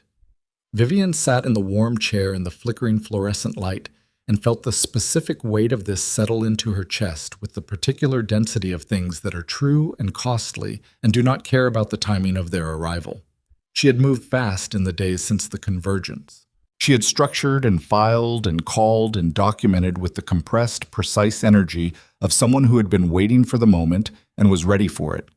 She had been ready for most of what had come. She had not been ready for Patrick. She closed the attachment, looked at the composition window. The cursor was still on the send button where Camille had left it. Below her, she heard footsteps on the stairs. More than one person. Moving fast, the way people move when they've been told to move. The door to the business center opened, and Robert Fenn was there with one of Sal Calabrese's men, both of them carrying the look of people who have been looking for her and are experiencing the specific relief of having found her. "We need to go," Robert said. "Damien, he's downstairs. He came back." Vivian looked at him. "When?" "20 minutes ago. He's been with Sal since then. I don't know what was said, but—" Robert stopped. His eyes went to the computer screen, to the composition window. "Is that—" "Yes." He stared at it. "She didn't send it." "No." "Vivian." His voice was careful in the specific way of a man choosing words in real time. "If you close that window, the draft is— I know what happens if I close the window." He waited. She looked at the screen, at Patrick Chow's name in Frank Duval's meticulous, damning document, at the 7 lines and the federal domain address, and the cursor sitting patient and absolute on a button that was still, for the next moment and possibly only for the next moment, unpressed. She thought about Patrick Chow saying, "I understand," at 4 in the morning while she sat in a cold car outside the Moretti estate. She thought about what it meant to ask someone to trust their instincts when the instincts in question were going to cost them something they didn't yet know they were risking. She thought about 11 years of work and the white gold ring on the window ledge and the specific burning clarity of a face turned sideways by a man who had decided not to ask. She thought about the kind of person she intended to be in the life that started the morning she walked out the front door. She put her hand on the mouse. Downstairs, in the private dining room at Aldero's, Damien Moretti sat across from Sal Calabrese with a glass of water he had not touched and the expression of a man who has come back to a room he left because the alternative to coming back was worse. He had been speaking for 15 minutes. Sal had been listening with the stillness of a man who has already made a decision and is waiting for the speaking to finish. "I understand what you're telling me," Sal said when Damien stopped. "I need you to understand what I'm telling you. Tell me." The Commission cannot support a reorganization of the Eastern Territories under Moretti family authority. Not right now, not with the Harlan relationship gone and the Voss partnership suspended and the questions that remain open about the internal breach. Sal's voice was not unkind. It was simply the voice of a man delivering a structural reality. "What I can do, what the Commission is willing to consider, is a transition period, supervised, 60 days, during which the organization demonstrates stability." "Stability," Damien said. "Financial stability. Operational stability. The Commission needs to be able to look at the Moretti structure and see something that won't collapse the moment someone pushes on it." "And if I can show that, then we talk about the Eastern Territories in 60 days. Sal paused. "But Damien, I need to be direct with you." He put his hands flat on the table. "The financial architecture that provided that stability for the past 11 years, you know who built it. You know what it's going to take to demonstrate that it still exists in some form." He paused again. "I'm not telling you what to do. I'm telling you what the Commission needs to see." Damien looked at the table, at his untouched water glass, at the white gold ring he had put on the table when he sat down. He had been carrying it in his pocket since he picked it up from the window ledge 2 nights ago, and at some point in the past half hour he had put it on the table in front of him, and he was only now aware that he had done this. The door opened and Vivian walked in. She walked in and she was carrying her folder and her heels were back on, and her expression was the composed working expression, and she saw Damien at the table and Damien saw her, and the specific terrible electricity of that mutual scene filled the room completely. She sat down 2 chairs from him, not across, 2 chairs away, at an angle, close enough that they would have to choose to look at each other rather than being forced to. Sal looked between them, said nothing. "The business center," Damien said. His voice was rough. "You were up there." "Yes," she said. "Camille." "She's gone. The basement exit." Vivian set her folder on the table. "She didn't send the email." The room absorbed this. Sal absorbed it with the particular quality of a man receiving news that is better than he expected and is not yet sure how much better. "The attachment," Damien said. "Did you see it?" A pause that lasted 2 seconds. "Yes." "How bad?" Vivian looked at him directly. The look contained the question of what she had done in the business center and the answer she had made alone in the flickering fluorescent light, and none of it was visible in the look except to Damien, who was looking at her face with the specific, stripped attention of a man who has been looking at this face for 11 years and knows every version of it. "It's handled," she said. He looked at her. Something moved across his face that had no name in the language he'd been using for 20 years. Not relief, not gratitude, not the vocabulary of transactions and exchanges and leverage, but something underneath all of that, something older and considerably more costly. He picked up the ring from the table. He did not extend it to her. He held it in his palm and looked at it and then looked at her, and what happened in his face in that moment was the closest thing to honesty she had seen from him in years, unmanaged and unglamorous and carrying the full weight of a man who has broken something irreplaceable and knows it. "Vivian," he said, just her name, the way you say a word when you have run out of the other words. She looked at the ring in his palm. She looked at his face. She thought about everything she had done since 4 o'clock in the morning 2 days ago, the calls and the filings and the documents and the decisions, and about Carter Meridian Partners registered in the Westfield district, and about James Okafor saying, "She's the real thing," into a phone she was not supposed to hear, and about what it felt like to sit in a cold car outside a house you had spent 11 years building and make the first call. She did not reach for the ring. "You should keep that," she said quietly, "to remember what it cost." Damien's hand closed around it. Sal Calabrese sat very still at the head of the table and said nothing. And outside the windows of Aldero's, the city moved through its late-night business with the ordinary, comprehensive indifference of cities, and in the business center on the 3rd floor east wing, a computer screen had gone dark on a composition window that was closed and a draft that was deleted, and a decision that had been made in the particular privacy of a woman alone in a room with a flickering light and everything she had built. And somewhere in the city's parking structure network, a woman with $43,000 in a canvas tote bag was moving toward an exit, carrying the specific and solitary weight of a person who has chosen to run rather than finish what she started, which is its own kind of answer to the question of who you are when the moment arrives and the decision is finally, irrevocably yours. Damien stood from the table. He stood, and he was large, and he was diminished, and both of these things were true at once. And he looked at Vivian one more time with the ring in his closed fist, and his eyes carrying everything he did not have the vocabulary for, and he said nothing else, because there was nothing else that fit inside the specific shape of what this moment was.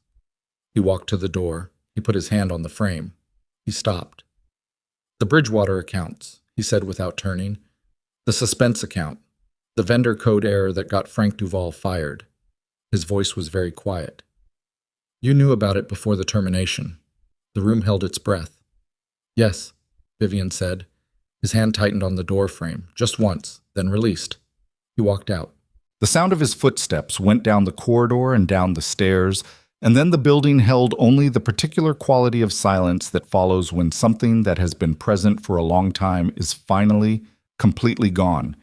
And Vivian sat at the table in Sal Calabrese's private dining room with her hands folded in front of her and her folder closed and the left side of her face no longer burning but carrying still, in the deep architecture of the bone, the memory of a room and a sound, and the precise, cold moment when something that had been bending for a long time finally stopped. Sal Calabrese did not leave immediately after Damien walked out. He sat at the head of the table for a while in the particular way of old men who have learned that the minutes immediately following a significant event carry information that the rush to move will cause you to miss. He poured himself a glass of water from the carafe and drank it slowly and looked at Vivian with the careful, unhurried attention of someone doing a final accounting. "The email," he said. "The attachment. You deleted it." "Yes." "Frank Duval's copies." "I don't know where Camille kept the originals. Whatever was on that computer is gone." She paused. "If Duval made additional copies and stored them elsewhere, that's a separate problem. But tonight's problem is resolved." Sal turned the water glass in his hands. "The Calabrese adjacency. Was it real or was Camille inflating it?" "It was thin," Vivian said. "An association. Your name referenced from Damien's side of a conversation, not yours. A motivated federal attorney could attempt to build on it. I don't think they'd succeed." She paused. "But I'd have your own counsel review your communication protocols for the past 18 months regardless." He nodded slowly. He was looking at her with the expression she had seen from him before. Not precisely warmth, but the particular quality of regard that in men like Sal Calabrese stood in for it. "You could have sent it," he said, wiped the board clean. Damien, his captains, the adjacency questions, all of it resolved in a way that benefited Carter Meridian Partners considerably. "Yes," she said. "Why didn't you?" She thought about Patrick Chow, about the third thread in Frank Duval's document, about the specific calculation she had made alone in a flickering room about what kind of person she intended to be in the life that had started 2 days ago when she set a ring on a window ledge and walked out a front door. "Because the people who would have been damaged weren't all people who deserved it," she said, "and because I'm not building what I'm building on that foundation." Sal set down his water glass. "Tuesday," he said. "Victor Tan's meeting. You said you'd be available." "I'll be there." He stood. He was 61, and he moved like a man who had been carrying weight for a long time and had simply redistributed it into his posture until the carrying became invisible. He picked up his jacket from the back of the chair, and he paused at the door. 11 years, he said. "He never told any of us how much of it was you." "No," she said. "Did he know?" She considered this honestly. "He knew the way you know things you've decided not to examine. The way you know the engine is running without wanting to think about the mechanics." She paused. "He knew enough to be afraid when I walked out. He just didn't know it in time to matter." Sal looked at her for a moment that contained something close to sorrow, not for Damien specifically, but for the general category of waste that the evening represented, the specific human capacity for destroying what sustains you in the moment you most need it. Then he nodded once and walked out, and she heard his footsteps on the stairs, and then the building was quiet. She sat alone in the private dining room for 10 minutes. She was not thinking. She was simply sitting, which was something she had not permitted herself to do in 2 days, and her body used the 10 minutes the way exhausted things use stillness, not to rest exactly, but to take an inventory of the damage and determine what still functioned. Her left cheekbone still ached when she pressed her tongue to the inside of her cheek. She was wearing the same clothes she had put on for the convergence, which felt like something that had happened in a different geological era. She had not eaten since a cup of coffee and half a sandwich at 8 o'clock that morning, which her body was now reporting with the flat, insistent tone of a system that has been overridden for too long. She picked up her folder. She walked out of Aldero's into the cold October night and stood on Cortlandt Street and breathed for a moment. The real air, the outdoor dark, the city moving around her in its late-night register of delivery trucks and taxis, and the distant sound of someone's music from an open window 3 floors up. She called a car and waited on the sidewalk and did not check her phone while she waited, which was the first time in 48 hours she had not been checking her phone, and the not checking felt like setting down something very heavy in a very deliberate way. The car came. She got in. She gave the address of the Westfield apartment. She slept for 11 hours. Patrick Chow called at 9 in the morning. She let it ring through to voicemail, not because she was avoiding him, but because she wanted to hear his voice in the recording before she spoke to him in real time. Wanted to understand what he knew and what he was carrying before she decided how to carry her part of it. His voicemail was brief. He said he'd heard there had been a commission meeting. He said he wanted to know how she was. He said he'd spoken to 2 of the partner contacts that morning and that things were, in his phrasing, still aligned on our end. He said to call when she had a chance. He said nothing that indicated he knew about the document, about the third thread, about Frank Duval's meticulous record of 2 conversations that would have ended Patrick Chow's carefully constructed legitimate life with the abruptness of a door closing. She called him back. "How are you?" he said when he picked up. "I'm functional," she said. "You?" "Same." A pause.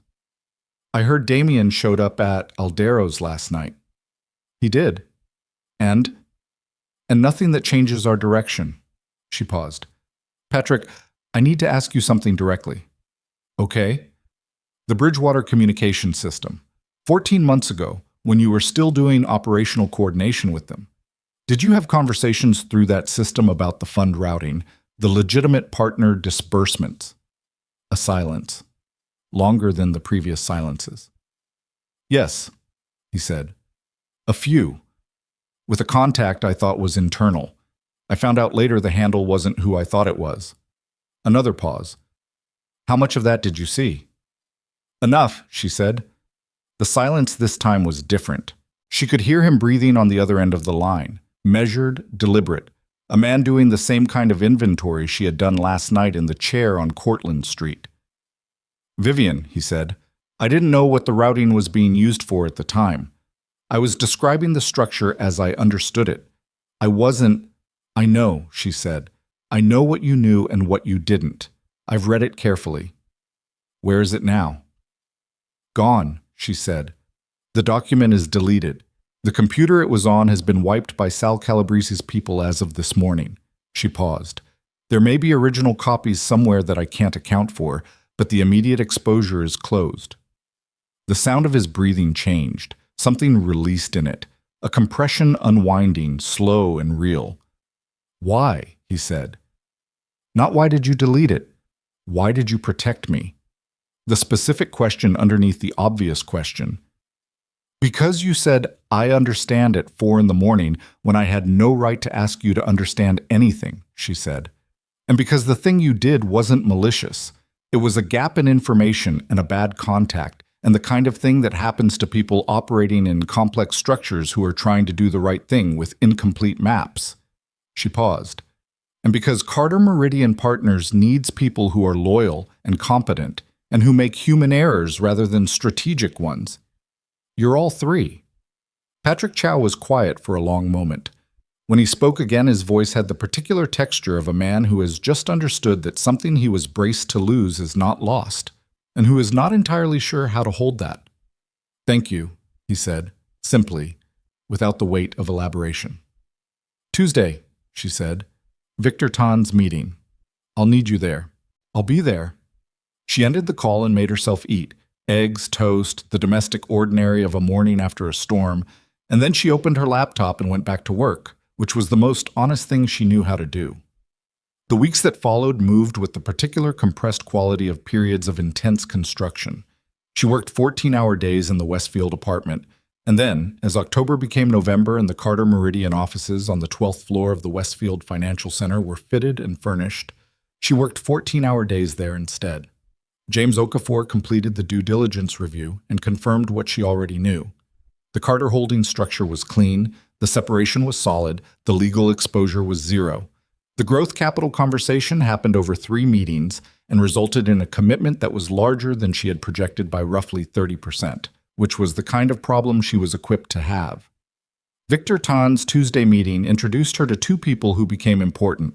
A woman named Sandra Yee, who ran a mid-sized logistics company and whose legitimate operations had been entangled with the Moretti family's commercial property business in ways that Sandra had always found uncomfortable, and who was ready to disentangle with the particular relief of someone who has been waiting for a viable alternative, and a former city planning director named Harold Moss, no relation to Elena, whose institutional knowledge of the city's zoning and development infrastructure was the kind of resource that took decades to accumulate, and that Carter Meridian Partners would need if it intended to build what Vivian intended to build.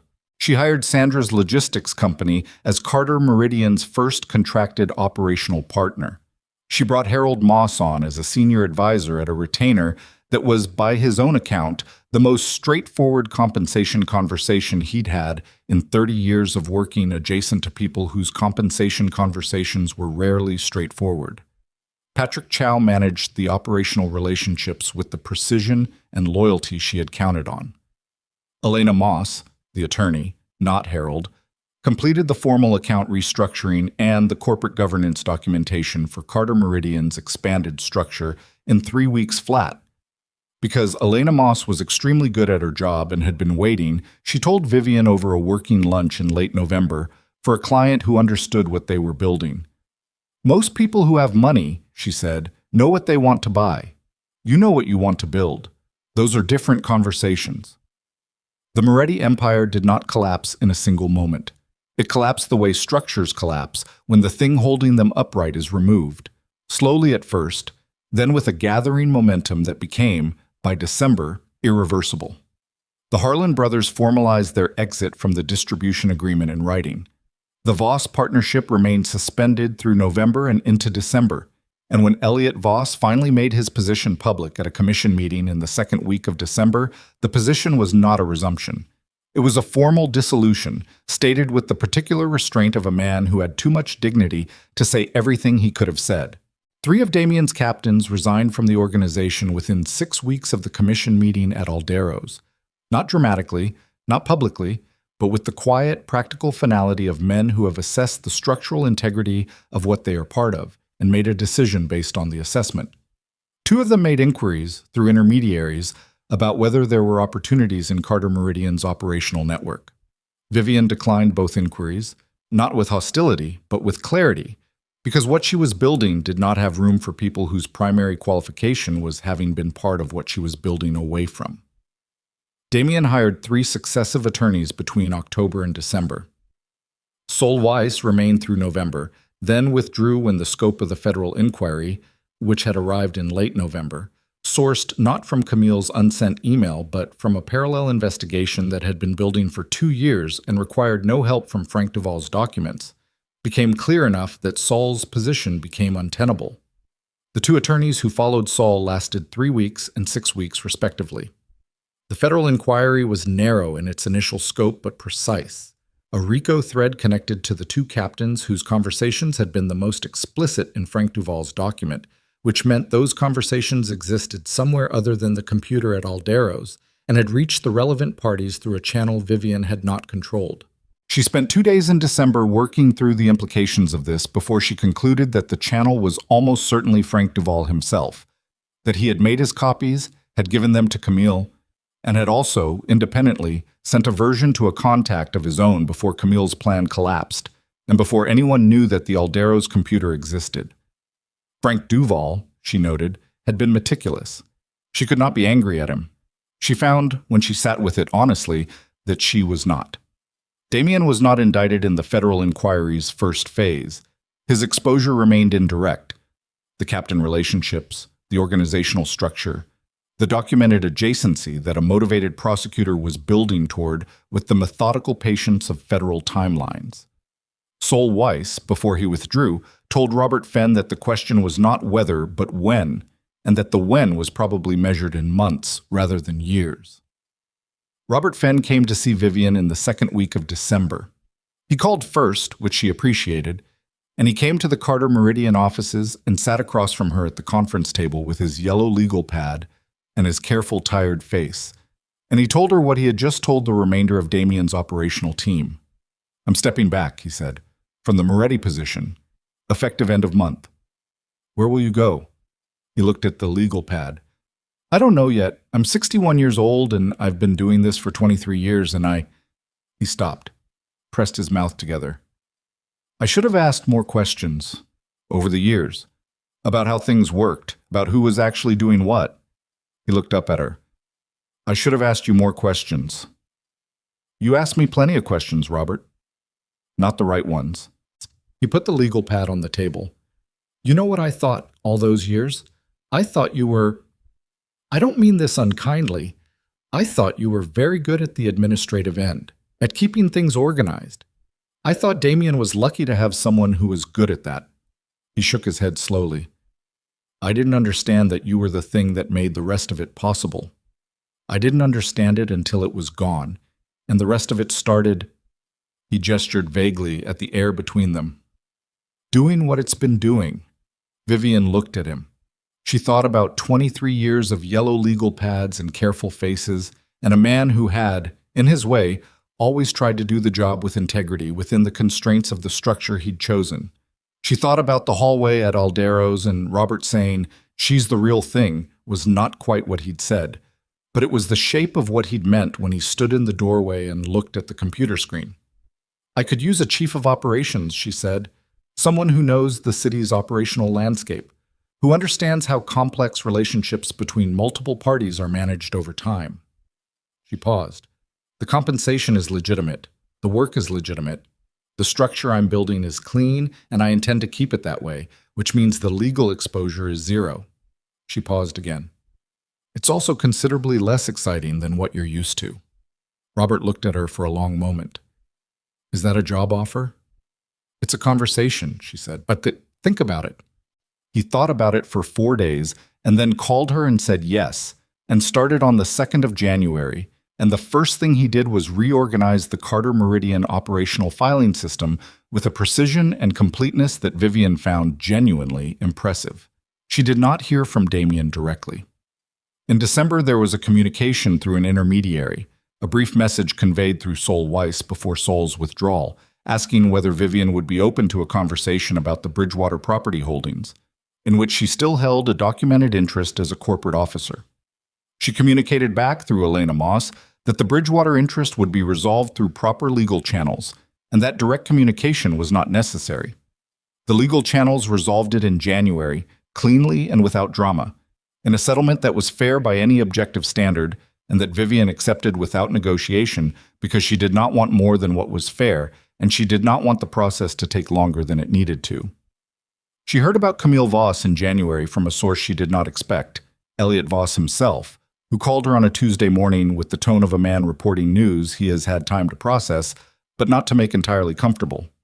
Camille had been located in a city 400 miles away, in a furnished apartment leased under a name that was a competent but not perfect fabrication. She had not, as far as Elliot's information indicated, made contact with any federal authority. She had not attempted to leverage what she carried. She had, by the available evidence, simply stopped, had taken the exit that had been left open for her and had walked through it and kept walking until she was somewhere no one was immediately looking. Frank Duval, Vivian said. Has he been located? He's been located, Elliot said. He's cooperative. His attorney has been in touch with the federal inquiry. Elliot paused.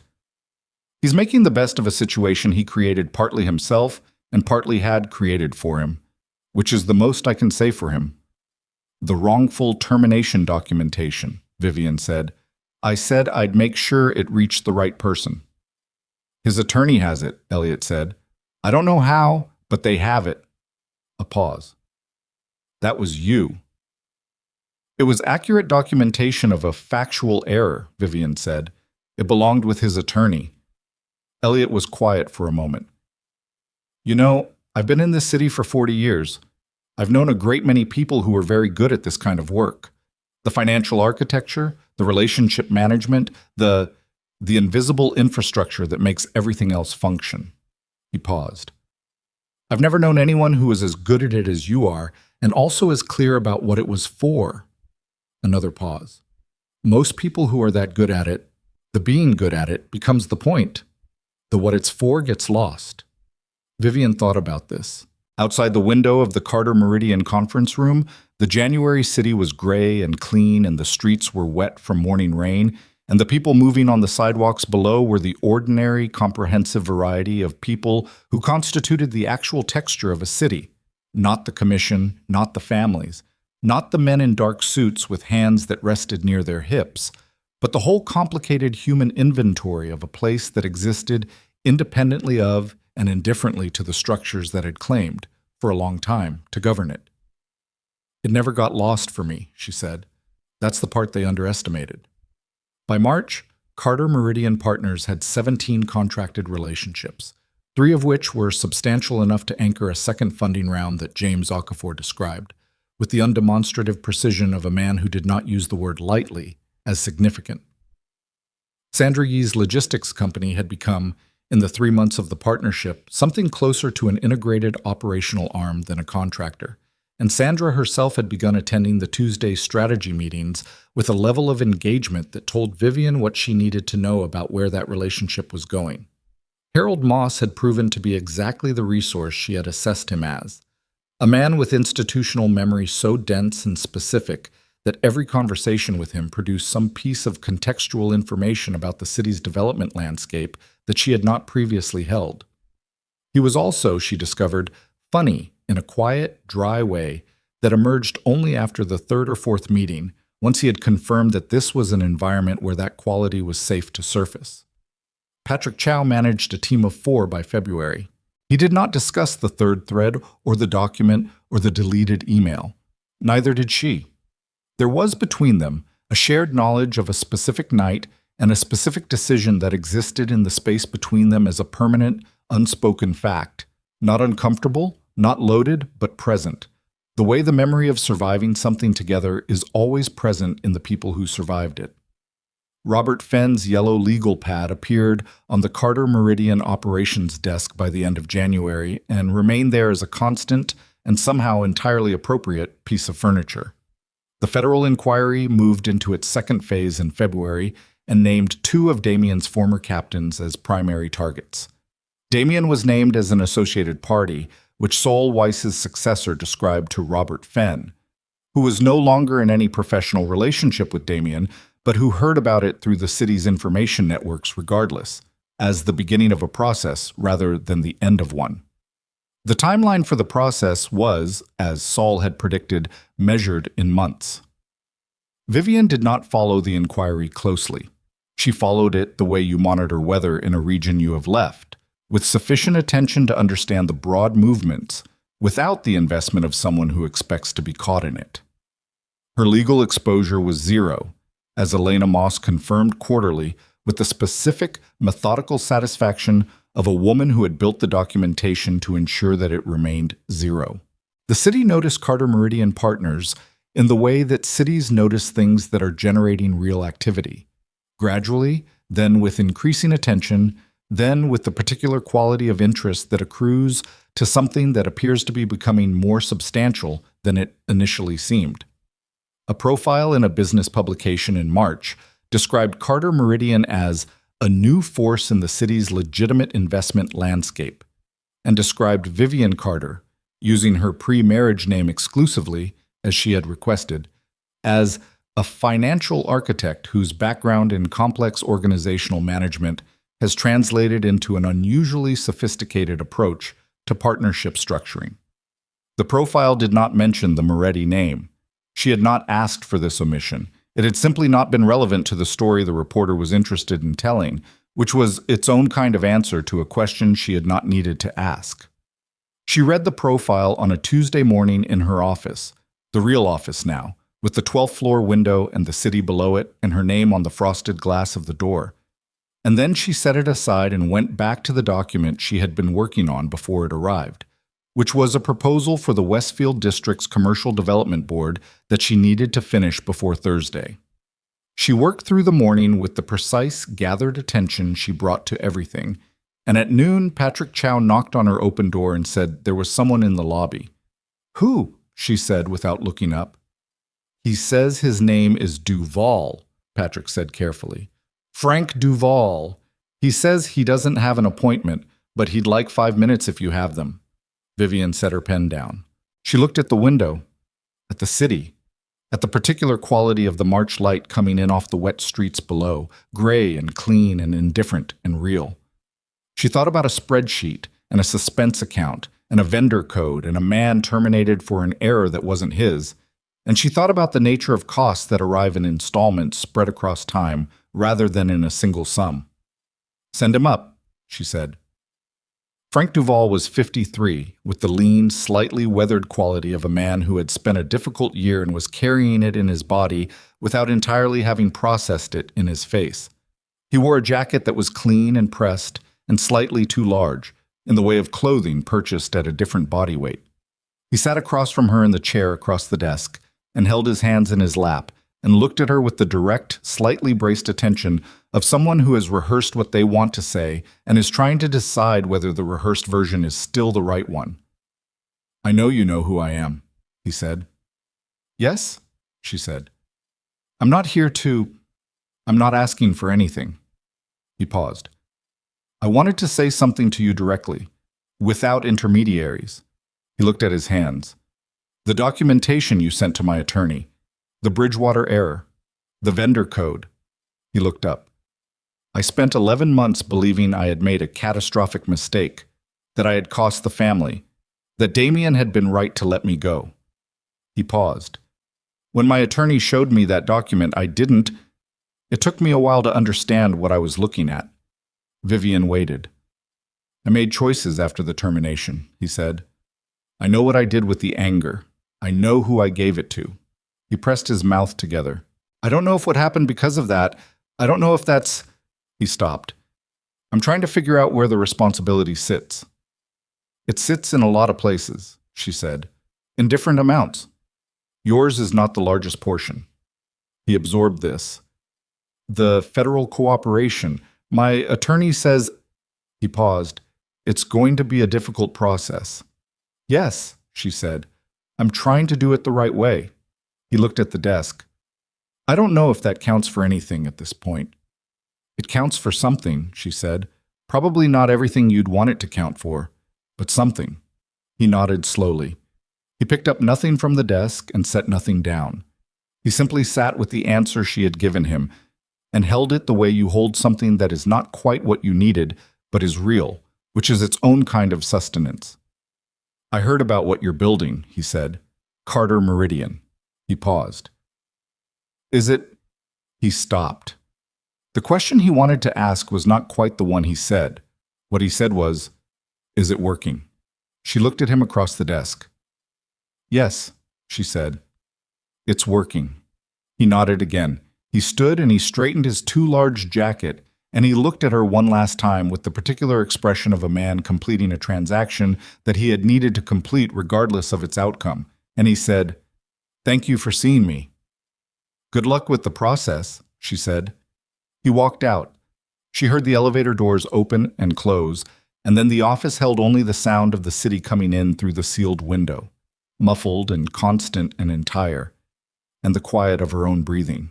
She picked up her pen and went back to the Westfield proposal, and worked until the light outside the window shifted from the gray of midday to the deeper gray of late afternoon. And then she set the pen down and stood and went to the window and stood with her arms at her sides and looked at the city. It was from the 12th floor, a different thing than it was from street level. Not larger exactly, but more legible. The grid of it, the density, the way the light moved across the buildings in the late afternoon, with the impartial, comprehensive quality of light that has no interest in what the buildings contain, or what has happened inside them, or what is being built in them right now, against the backdrop of everything that has already fallen. The city simply was, had been, would continue. She had walked out of a house 2 days after the slap with a cold face and no coat and a phone full of calls to make, and she had made the calls, and now she was standing in her own office on the 12th floor of a building in the city she had helped run from the background for 11 years, and she was looking at it from the outside for the first time in as long as she could remember, and it looked, from here, like something that was possible to build inside of. Not because it was kind. It was not kind. The city was not kind, and the people in it were not primarily kind, and the work of building something real inside of it required a clear and unsentimental understanding of this. But it was possible.